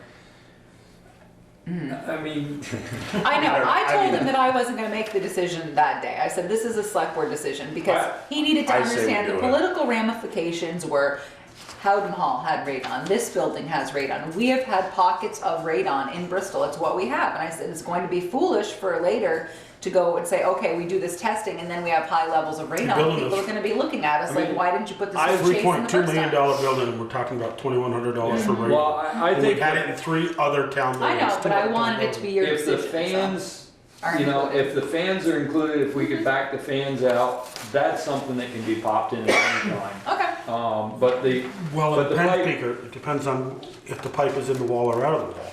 the pipe is in the.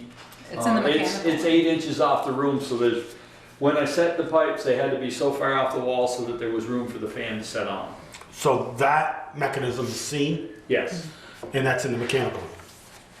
I don't know what room it's in, Yes, it's in a room. It is, it's in the mechanical room. I'm not I'm asking familiar with that rooms. because we wouldn't want it in the conference room or an office. No, it's in the mechanical room. We Okay. had, yes, I know it's there. So then you could cut it in Yeah, at a later date. Well, I mean, I'm fine with the 2100. I just wasn't sure because I hadn't had the chance to have a conversation with Peaker. So Terry White from Nail and Green is telling me one thing. In his experience, he doesn't think it's necessary because of the work that Peaker had already done. But I felt, well, I would like to hear from Peaker and I make a just, I decision hate as a board. to, But 2 years down the road, come back I and it's agree. cost $4,000 You might as well to do just it. go for it and put yeah, it in because now. at that point, you're cutting a hole in the roof that's already done and somebody else has got to guarantee it. This way here, it's all, I don't Well, know. I can email I guess Leo we'll just tomorrow. go through. and- Is everybody at the table okay with it? I mean, I Yes. think it's, Yeah. it's probably stupid money well spent. All right, so we'll So- go, I'll talk to Leo tomorrow and install it. I So mean, like, there again, I've done a number of these systems where we don't put the fans in.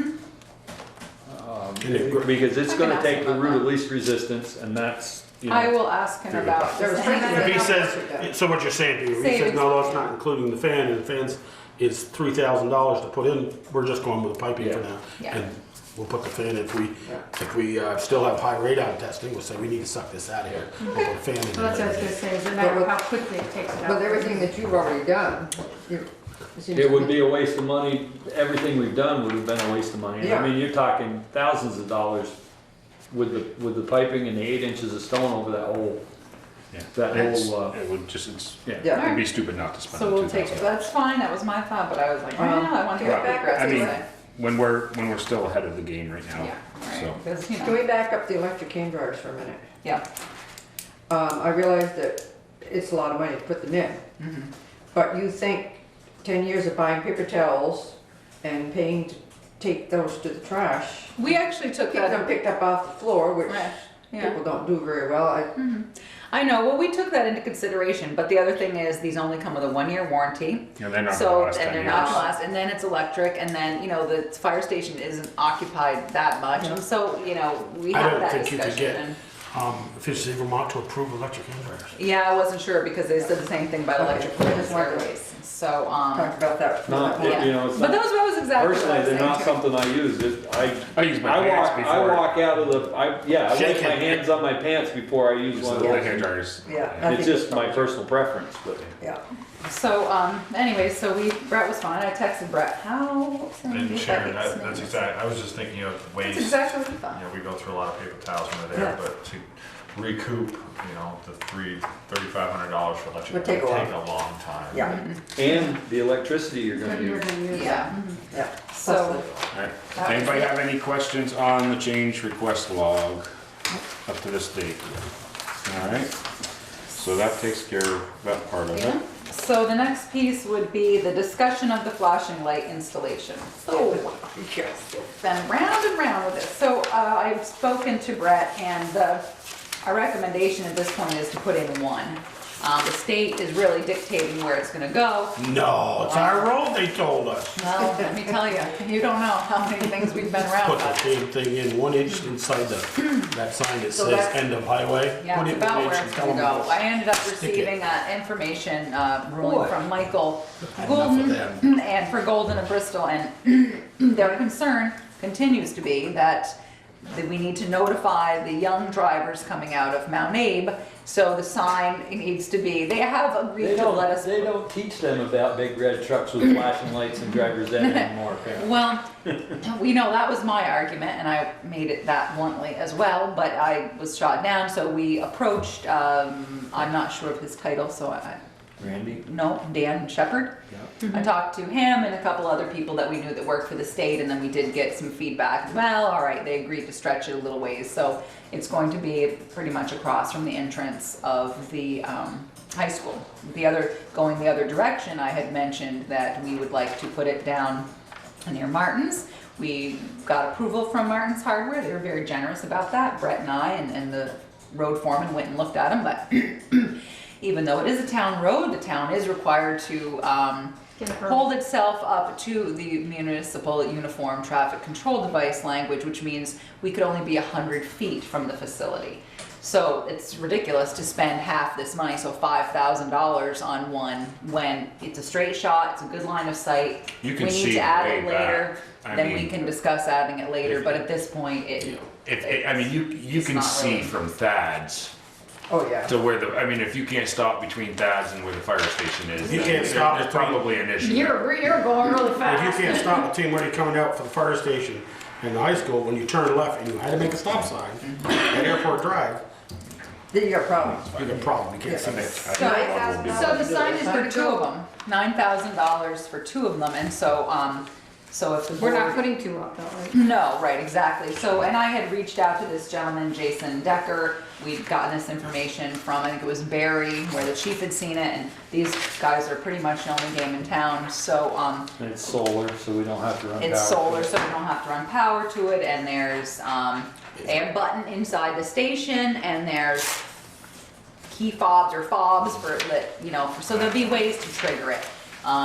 So if it's okay with the select board, I'm gonna move forward tomorrow with creating a purchase order and putting this out, and it will be a sole source. I And guess, this is just for the equipment, this isn't to install it. No, I'm gonna, Who has to install it? well, with good people here. He doesn't know it yet, but wait till I see him tomorrow. I mean, installation, I don't think it's gonna get hard. It's I'm just just- So I sinking a didn't know pipe if in the the state ground. and- required certain. I'm No, I'm just gonna go on record that I did way back when we were designing this place, they were designing this place. I don't agree with going out on the station coming out here and going while we're, but this road coming in, Oh, this is, I don't understand, John. Oh, is this the? This is West Wonders Street. access? You mean the personnel, this is personal driveway. the personnel. Personnel, yeah. I'm coming in here from my wife's car without a red light, 4 ways going. I'm crossing traffic with no yellow light yet going. But I'm going out on West Street further towards the east Yeah. with a big red truck Light with should be flashing going. with the yellow light going. It should be going when you're coming in. Right. Nobody's because hit the button somebody- yet. No, they've got fobs. The chief will have a fob and whoever he I think we chooses get will have a 5 fob. fobs. So So the fobs are gonna be. they're gonna, There's 5. I think that's, maybe we can, there's some technology out there where, I mean, I personally would like it when we're dispatched, something automatically activates it, Yeah. you know, because otherwise you're relying on a person or. And I can ask him Someone about does get in the station. I mean, I mean, it could trip with our tones. The only problem there is if it trips with, if it was tripped with, you'd have to go down, Shut it Wednesday off. nights and shut it off. yeah, you're right. Point. And don't, Or you do any know that running announcement. four-way flashes is not legal. Oh, I know that. Okay. But when you gotta go with something, I get that. But I'm crossing the street. I said this Yeah. early on. Why we didn't come in and go out back and park this way with personal cars and go right out Aren't you here. still crossing the street? Yeah, but You're crossing the street. Yeah. I'm 100 feet further down than this, as you guys said, going out over Stony. Oh. That Well, was we my measured objection. that off. You The got whole about thing, and 300 feet there, but, that and a cup of $1.50 will get me a cup of coffee in the morning. Shut your mouth, Joel. I just want it on record. no, I'm don't agree not with it. telling you to shut your mouth, I'm just saying. No, I told myself. Oh, I mean, okay. we're not, I mean. He's and fighting there- with himself. No, there's an engineer out there that said, I didn't like that design myself. Yeah. But I didn't do it. Yeah, right, exactly. There you go. And don't And the forget. engineer is mad on the back, this is the one we hired. And I know, but we also had the septic issue and all that, so, but yes, you're duly noted, Joel. Septic right Duly there. noted that Joel is not happy. So We'll put Trace, that in the light is gonna be directly across from the Mount A entrance. Yeah, Right pretty by much, the- yeah. Right right about by the the- sign where it says With it a became high- a town highway. Right, so kids coming out of there really aren't gonna see it. Well, that's their plan, they That's should, what yes, they're- if they come in, they believe that they're gonna see it. I was maybe a tad sarcastic and said, you didn't think big red trucks with flashing light were gonna know when someone's coming? And they disagreed because they felt that they were young drivers, et cetera, et cetera. We, trust They me, probably pay more attention than I Us do. old drivers. we I went think, if I over may, and over that. I yeah. think over time with anything, it's a change in the traffic pattern here. Maybe People get used to it. people will get used to it, maybe it's some additional enforcement at the beginning, but the bottom line is that people are following the traffic laws for this particular area, There's coming not to gonna be- coming to a stop, the speed limit, right up there. I'm gonna throw it out, for the last 30 years that I can remember, have you ever had an accident when you guys responded to North Street? A responder going to a fire call or a fire truck leaving? That's And my you can't case. see it coming out of there. And that's a lot more dangerous road from people Almost the other responding. night, I had red lights going, guy went right by me. Well, I didn't pull in. you can't fix stupidity in life, so there's gonna be somebody out there. So, the other question I had, so do you have any questions right now, though I have to say this project is going so well, and when we met the other day, we had a special meeting just for the change orders, and they were, I will say, I took a little bit of heat, Peter will laugh about this, but I'm saying, okay, well, if this is the price, and I wanna see your breakdown, what do they charge you per foot for this? And they're like, we don't break it down like that, Teresa. I'm like, this is what you get when you have to deal with a treasurer. Because I wanna know exactly that you're not marking it up from what they bid to what you're gonna charge me now, so I took a little heat, but it was all right. So, we got through the change order, so. Dave's her husband. So it was in a good thing. The only thing I will tell you that we're missing that hasn't come up so far is, and will be soon, is the shed to go over the fuel tank outside. We had a good discussion about that the other day. Joel, you haven't had to put up a portable roof somewhere for a drive-through that we can see. There is one somewhere, maybe he's used it already, Baker. Yeah. Yeah, it has. So, 8 years ago. Yeah. so we're looking at something that is just wood frame, gonna sit on a little bit of a slab, there'll be a little bit of containment in case there was a spill in there, have obviously a light, and it will be the hardy board, the pre-painted siding, just the clap boards, so it matches the facility, a little bit of a sliding door, and nothing too fancy, but just enough so that if you were out there in the dark and you had to. And that be able tank to is see not it. gonna be double walled, right? But it's gonna be Gonna be sitting in a done. dike, sitting Right, in a, actually, it Not may sitting be- in a You know what, I container? have the permit right here, Joel. Well, she said there was containment, so I Yes. don't know what the containment is. Concrete. A little bit of wall. Yeah, that's what I was thinking. It is a single wall diesel, yeah, because I had to follow up on this. We actually sent them their check in November and we have not heard back from them yet. Whoops. So I called the other day, but it is, yeah, single wall. And so what it'll just basically has a little bit of side up on, like a Yeah, little bit of curbing. it's gotta on the have- concrete. Catch so many gallons. But you know, the crazy thing about this was we had this 500-gallon diesel tank, so that we had to do it for, but the two 500-gallon underground propane tanks, we didn't. So I was like, someone explain that to me, but whatever. so we're Anyway, gonna own those propane tanks? Yeah. underground, I would assume so. Yeah, so I don't owning believe that, yeah, I We'll believe get you anybody have to to put buy them, them. you have to buy them. Yeah, Because that's the only way you can switch propane dealers. if you buy them. Fire thing, Right. There you go. Not So, that that's gonna happen, but that's why they don't, that's And why- underground, Anything you can switch underground, anytime you want, but you also take the liability you want if Yeah. something happens. so, one of the questions that has seemingly come up repeatedly that I thought we had handled, but keeps coming up, and so hence the chief is here to help me with this explanation, is the bathrooms in the co-ed locker room. It has been co-ed on the plans forever and a day, that there's gonna be bathrooms, that people can utilize during the design as well as on ongoing meetings. We've had several discussions about this during the building meetings. These are self-contained units. They were created to be big enough so that if a firefighter goes and responds to an incident where they need to shower after, they're gonna be able to go to their locker and they're gonna be able to take out their, you know, whatever, change of clothes, shampoo, etc., go into this bathroom, change, take care of all their business, come back out and be fully, ta-da, fully clothed.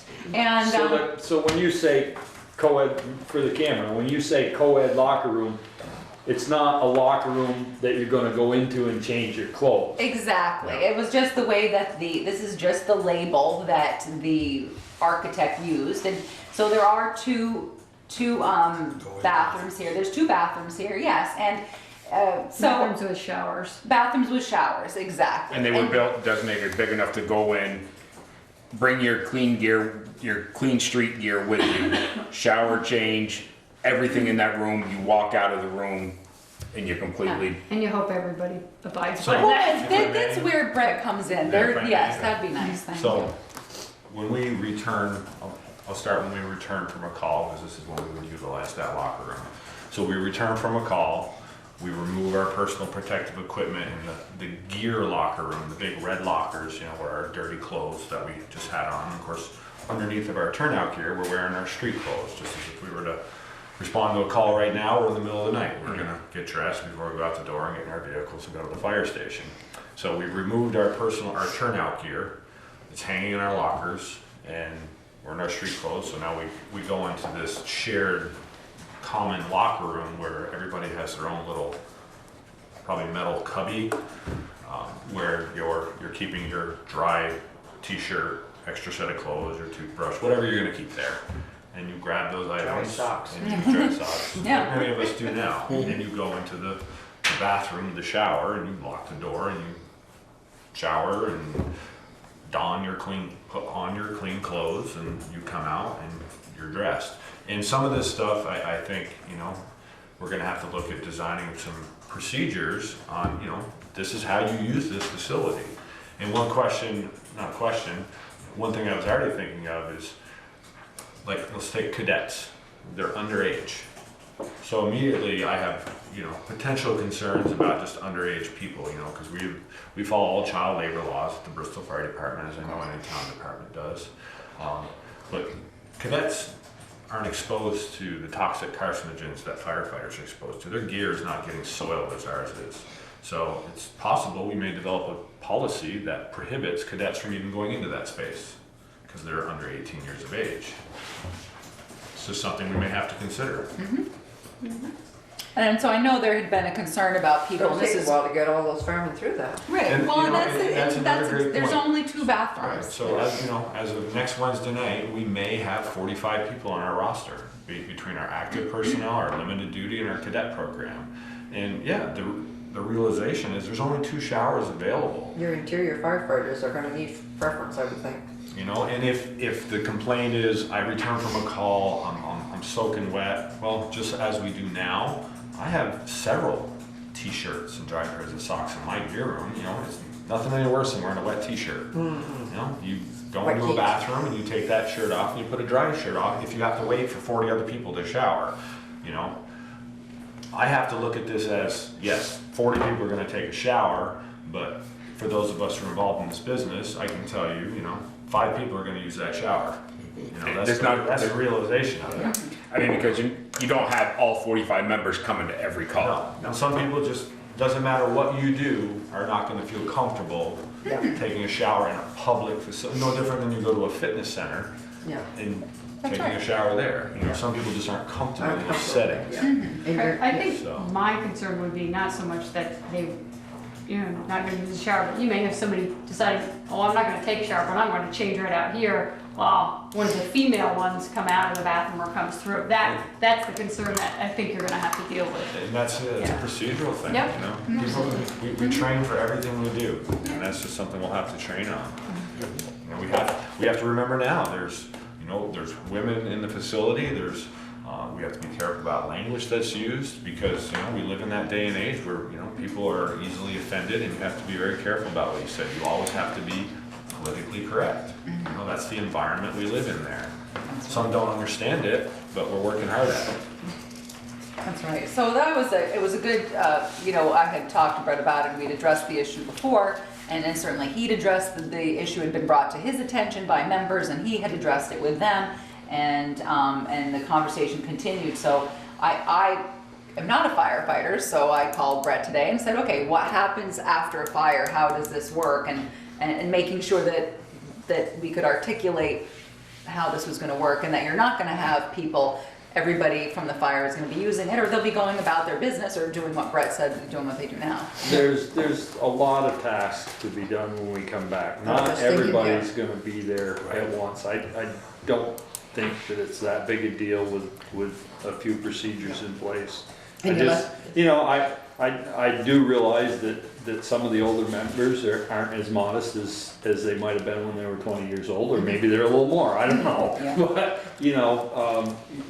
that is a risk. It's something that is gonna have to be addressed, but I don't feel that I don't feel that it warrants more walls and.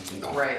I mean, We went through this at the rescue squad. We have one bathroom that has a shower in it. It's a unisex bathroom, and we've been there, I don't know. Well, I'm not there anymore, but it's been there 15 years, and I've never heard of an issue yet. And people shower there on a regular basis. yeah.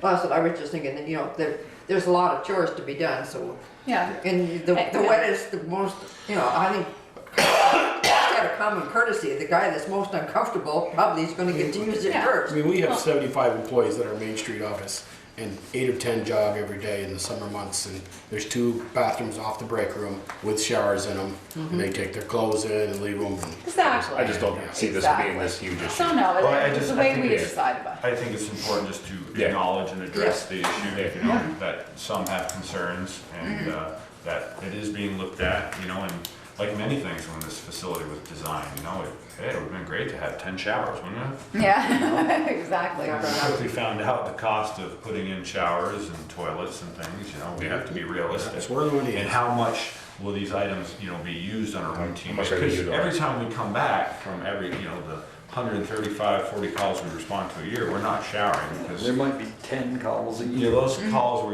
it's really And then warm out, it's or gonna be it's messy. a structure fight, you're really hot and sweaty. Your average call, you're just coming and going. Right. You're not.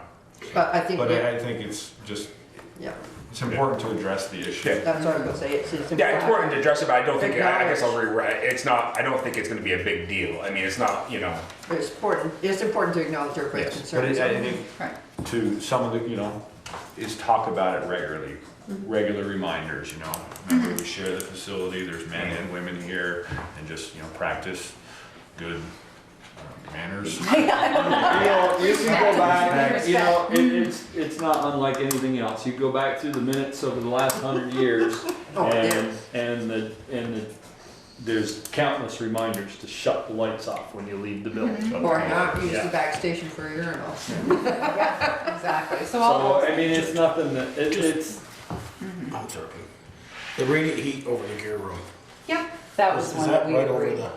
It's right, no, it's in the floor, it's in that, it extended, that was the piece Okay, that brought going you, on inside. right after, Okay. that we talked about where he extended It it wasn't down. improved the first, there wasn't gonna be any heat in that? Right, exactly, and then, Design? we brought that to your attention and you guys thought that was a good change. So, yeah, so it's going great. I actually received a call today from Rainey, Channel 2244 News. He interviewed me about the station, and he also interviewed, I think, did he talk to you on the phone? I was- No, he interviewed Eric. Okay, well, because I knew Eric was on the phone, or you called and you were on the phone, and then, so he interviewed Eric for him. He wanted to, so we talked a little bit about the facility, the bond payment, how it was coming, and he had interviewed, I believe, Brett in the past, and he went up with Eric Foran to the old station, and then we sent him down the road to see John Crossman so he could get some footage for the new station, and they had picked up town meeting and saw Article 14, and so they were a bit interested in that. So we did that on-camera interview today, Eric and I, so that was a great piece, and then took another call from the Addison Independent, so, and met with her this afternoon, so. And Channel 3 News is in town today too, on Route 4. Yeah, so there's some interest there, and that's part of, this is obviously Article 14, been a lot of interest in that, and we all had talked about the way to word that article, and had just let people know that it's really a discussion, that the select board wants feedback, because they wanted to know, I know that Matt Ham Ellis put something out on Front Porch Forum, and he spoke to me and was very thankful of your response, and he came in and I talked couldn't to figure me. out how he knew it already. I didn't even know what Article 14 was. So he came in and we had spoke with him the other day after a DRC meeting, and he was like, well, what is the next steps, Therese? What's going to happen after the select board gets the feedback on the 14 or on the Article 14 at town meeting? And I said, well, I think they're going to be, the next step would most likely be to hire someone to come and give them a value of the fire station. And he had asked if moving forward, say we put it out to bid, or 4 people come in and there's 4 different proposals, are you going to go back out for the voters to approve those 4 proposals? And I said, no, this is when you hope you back the right horse in the race, because the select board has the right to sell property. And they really don't have an extended plan right now, because they really want your feedback. Whether you don't care, as the majority of people there want a caveat, so they have to keep the outside alone, or do people don't care what happens? I said the select board really needs that input. So that is really going to be a good discussion, I think, and I tried to make that very clear for both the Addison Independent and Fox and ABC. The other thing is, at the end of the afternoon, Ted Lilas came in, and Ted Lilas and apparently the Bristol Historical Society are making application to the state of Vermont to have the fire station put on the State Historic National Registry. I asked him if the select board had to approve that, and he said no. What happens is they can make an inquiry to the state. They have to put in there who's the owner of the building. Are you speaking on behalf of the owner? And I said no, and he said no, and so he's put in the information. He and certainly the Historical Society are very concerned. They don't want to see it go the way of the old Bristol Inn and become a parking lot. I assured him that was not anybody's. No one was interested in making it a parking lot, but that the select board was still open, and really wanted to hear discussion Monday night at town meeting to find out people's feelings. So I won't be surprised if at some point we're definitely going to hear from the state. And so we're not sure how that'll interfere with our plans, but I think If they do it as quick as they do everything else, we should be safe. yeah, so my thinking is, as I've said, because people are saying, well, what's the plan? I said, we don't really have a solid plan. They really want to hear from you. And then they can make a plan going forward. The next step, would be the appraiser. So I just wanted to let you know that was the information that I put out there. I felt that was what you were thinking of. So if Brett, you hear anything about it, that's really just looking for feedback. And I understand people's concerns. It's been voiced to me a lot too. And it is a town building, but it is a town building that is in bad repair, and nothing that, it's gonna take a lot of money to do what they'd like to be Yes. done. It's, it would be nice to save everything that was ever built, but it's not possible, Right. and that's Yeah. just the way it is. Yeah, so Matt was grateful for your response, and he also agreed that it was a project that the town couldn't financially take on. He agreed with that, but was again thankful for your response. So I just wanted Brett to know that. So Yeah, we pushed $750,000 into this building. I'm betting that you would be at least $500,000 to rehab that building to get it where it was. Yep, so, Yeah. yep, So- definitely. Probably closer to 3/4. Yeah, probably. Gotta put a foundation under it. for Just sure. just a question, I don't know septic, if anyone can clarify it, so the Septic is Historical easy. That's the Society, easy part, it's right up Society front. Yeah, but I is a mean, town still. entity. no, No? The Historical Society isn't, we don't appoint their members or anything, they're their own committee, they have their own checkbook, I think You that don't, the town Peter. doesn't fund them in any way? we give them an appropriation, but you guys vote on it. Appropriation, Yeah. and we fund, So my questions are Yeah. relevant. Yeah. It was, if they were, and it was approved as a historical building, does that tie the town's hands? It might. well, I do know, I think it in would tie 90, your hands, yeah. George and I looked into, with the fire departments, back in the early 90s, looked into putting on the historical register.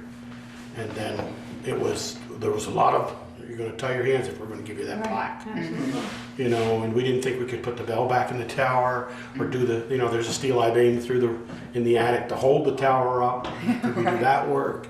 So at the end, it was voted not to come down to the village trustees at the time and said, we'd like to put it on the national, because we think it will tie our hands too much. Thank you, Joe, because my recollection was that it had already been looked into. And we looked into it in the early 90s. It was before we put the bell in, before we did the work to put the steel I-beam in the attic. Yeah, so, It's a mixed blessing. it is, Yes. And I do want to know Reggie Dearborn, who's our kind of unofficial historian for the Bristol Fire Department.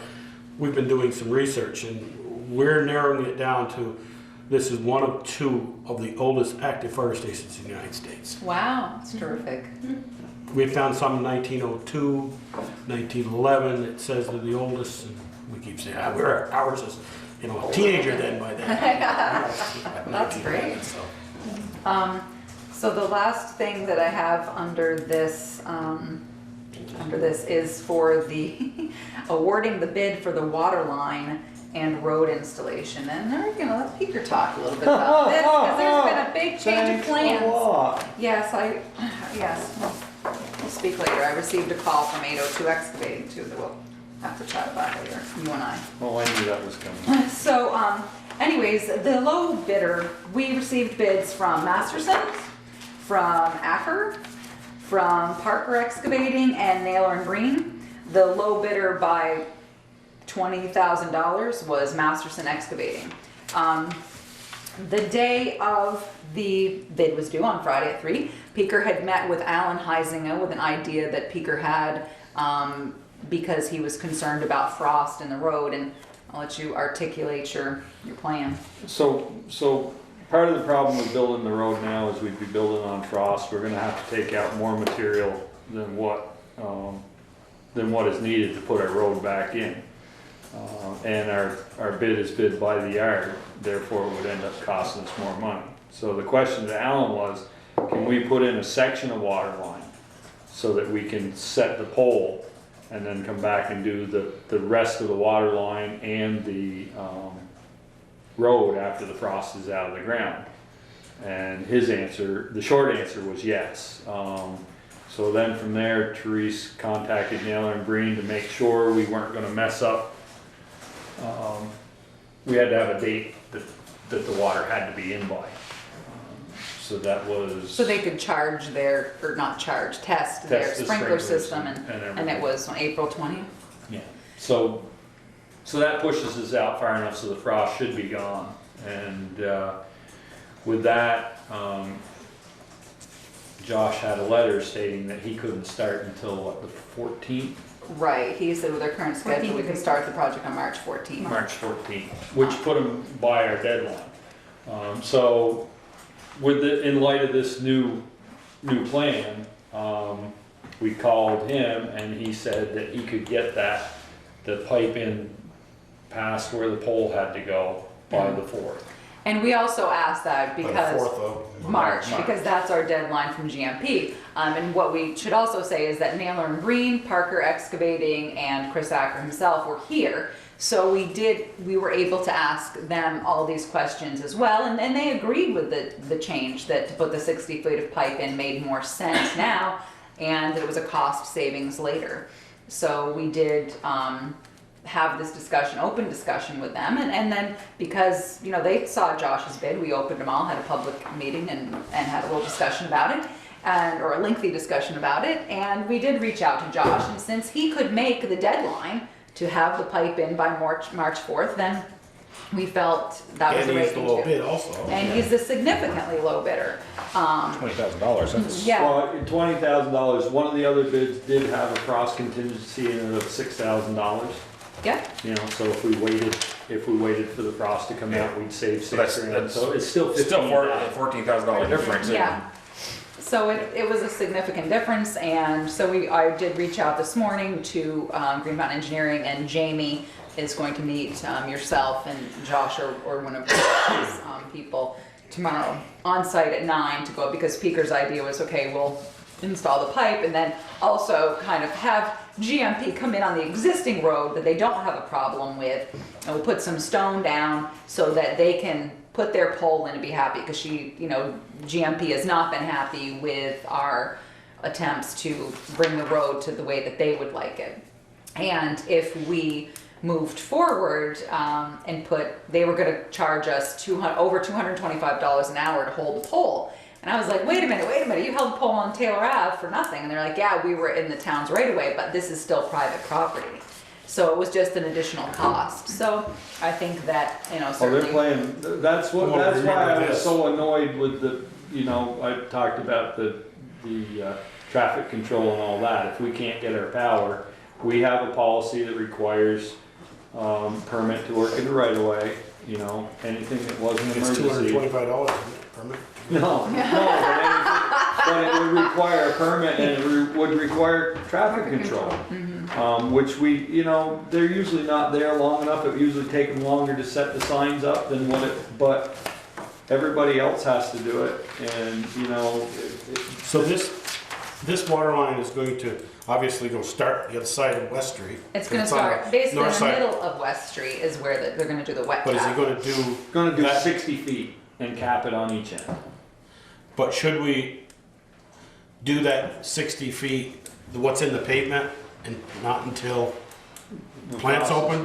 Yeah, we're not Frost gonna is do the gone, pavement. or Yeah. pavement is open, plants are open? They're only doing the 60 feet back towards the firehouse where the new Yeah, pole's we're not gonna gotta do the go. wet tap yet, that's gonna. Well, that's come what I'm later. saying. Okay, the So wet yeah, tap. no, the wet tap will come later. They're just doing this so Green Mountain Power will put the pole on the ground They'll be happy. and know that they're not gonna hit the water line. The issue is that Green Mountain Power, if they put the pole in, we're gonna have to hold it. They wanna charge. It's gonna cost us extra money. If we put the road in on Frost, it's gonna cost us extra money. So we can put in 60 feet of pipe and get our power in. The primary concern is having power in time so that we can put the elevator in. Correct. I've heard And that. that's where the hang up is. Yeah. So that's why Nail and Breed's pushing for power, and Green Mountain is telling us with all the permits and getting the electrical inspectors here that if we don't have it ready for them by the 4th, then we're not gonna have power when we need it, which I think is, Sometime. Yes. yes. But But you know what, they're the only place we can buy power, so That's we right. That's gotta good. play by their rules. There you go, We can that's good. complain all we want, it's Don't not make gonna. them I don't think we can buy What's enough that hamsters to monopoly? generate power for that. Yeah. That's right. We can be as mad as we want. They That's got right. the, I'm on vacation.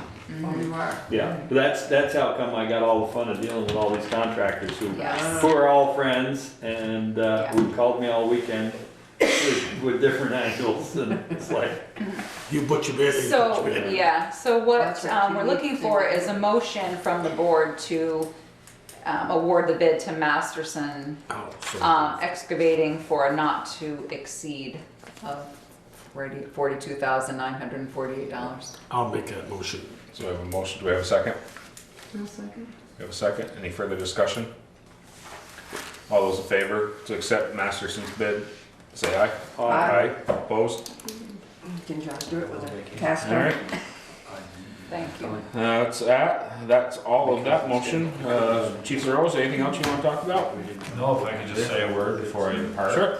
I want to see my girl, hopefully. Still late. you might just have to peek into her bedroom. No, I just take this opportunity with a week before elections, first to certainly thank Sharon for her service to the select board. But to all of you, if it wasn't for the group of people sitting at this table, that structure over on West Street wouldn't be happening right now.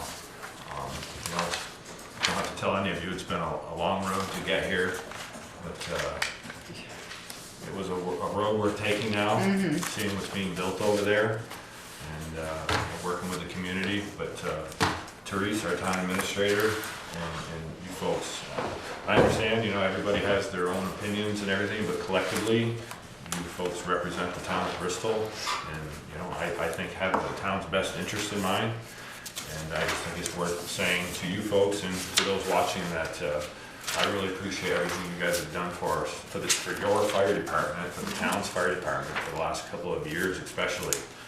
Because let me tell you, it hasn't been easy, you know, just dealing with our current residents. Nobody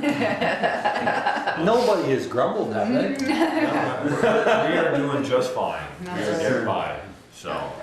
But I just wanted to say thank you to all of you. Yeah, thank you.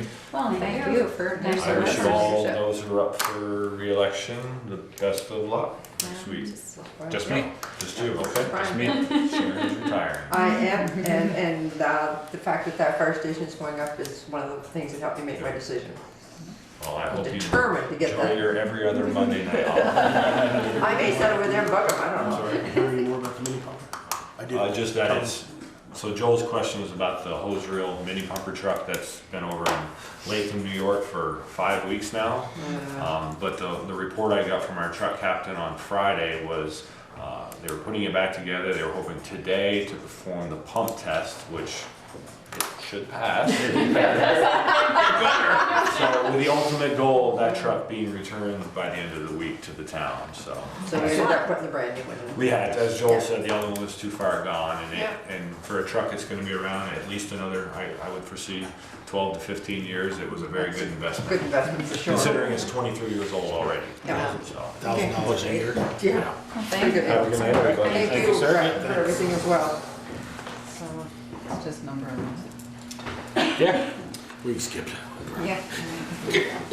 Alright, so, So now we'll go down to the last one, town administrator's report, including the future bell tower access policy at Holly Hall. so that's, the future access policy is that I spoke to VLCT, we had a meeting with Jeff Thesis, he came and you know, to meet with us, ask us some questions, and one of the questions that Darla and I had ongoing was about the bell tower. People come in repeatedly and want to go up there, and I'm scared to death to let people go up because there's not a railing, it's just, you know, kind of go at your own risk. So I did speak to him about that and said, what are we supposed to be doing here? And he said, is it, you know, OSHA certified, are there railings? Like, nope, none of that. So he is gonna speak to his underwriters, who are obviously, where we send our big checks a couple times a year, and give us some advice on what needs to be happening up there. Because even if you had someone sign a hold harmless, it's not gonna stand up.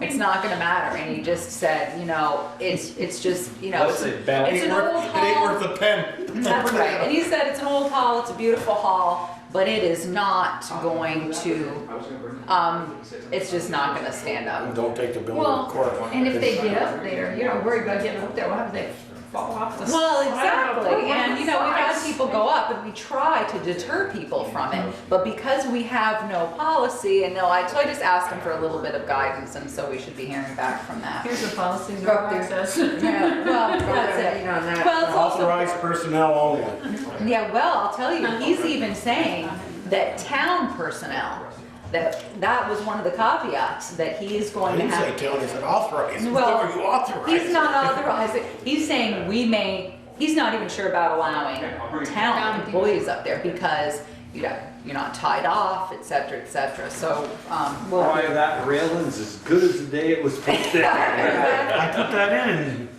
94. that's probably what he, I think you checked that. Is it ringing on time now? I haven't even. No, it's is it still ringing 10 at minutes all? off. you know, I don't know. It's I coming think south. It Hammond was this talked to the weekend. clock. It's off, I think. Yeah, he was away for like 2 weeks, and that was a week ago already, so. Okay. That's too.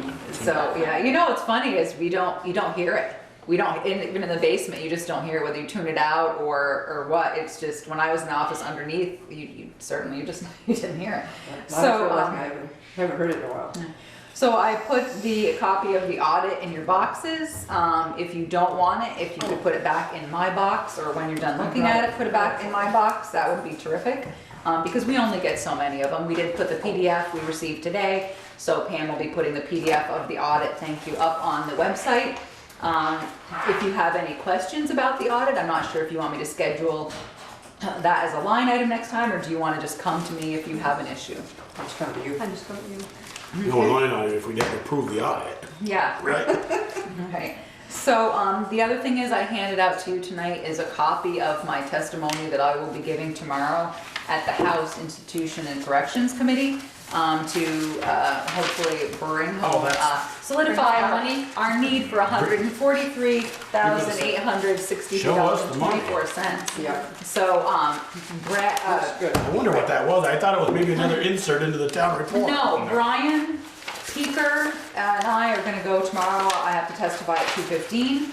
And they may have, they're not planning on testifying, but their moral support, I thought it was very important for us to send a contingency to, see that this is an important to us that we brought several people out of Bristol. Representative Dave Sharp has also agreed to join us there. Maybe have invited lunch. So that's good. So, that's what, I sent that off tonight. I sent them a copy of this testimony, you have to provide that, a picture of the landfill, a copy of the MOA, as well as a copy of a letter that I had received from Commissioner Mears and Director Schwier about telling us to take this avenue. So, Look like a good, Peter, Ryan, I gave it to Pete, I said, here's my draft, and this is where I'm at, I'm not really sure where to start, and he was, invaluable, as always. good, man, looks good. Yeah, I so, talked to somebody on the committee on Thursday, and he was not nice to me. so, He laughed when I said we're coming asking for money. The governor ain't got no power to guarantee you that. He says you're out of luck. I said, don't tell me that. that's right, so, Can you sue the state? yeah, we'll find out. So the other thing, was, I always wanna call him BDCP Core, and I had a conversation with Carol Wells. She wanted to know, I told her that the select board and the road foreman and I had all talked about, hopefully our next sidewalk project will be Main Street. We will deal with getting out the old brick and putting in the stamped concrete, reseeding the granite curbing, because we know it's, getting older. So what she had asked is if we could do an engineering study, because they are interested in seeing if the buildings on Main Street that access off the Main Street sidewalks could become handicap accessible. So I asked Alan Heisinger for an estimate, and then I reached out to Mel Hawley per Alan's request, and and Mel's saying that an engineering study was probably about $15 a foot. So it's going to cost about $6,000 for an engineering study, and of course, even if you write the downtown grant, there's a 50% match. I explained to Carol that I had a hard time with that because that would be using town money to improve private property. Right. So my feeling was our obligation ends and lies with maintaining the sidewalk. And while I understood if some of the businesses were close, maybe you could adjust it, but you're talking about spending several $1,000s to do an engineering study, and if you look at the pitch of it, look how high up Green Mountain Shoe and Apparel is compared to, someone down. Well, no, I don't understand, because, handicapped, so you're probably looking at ramps.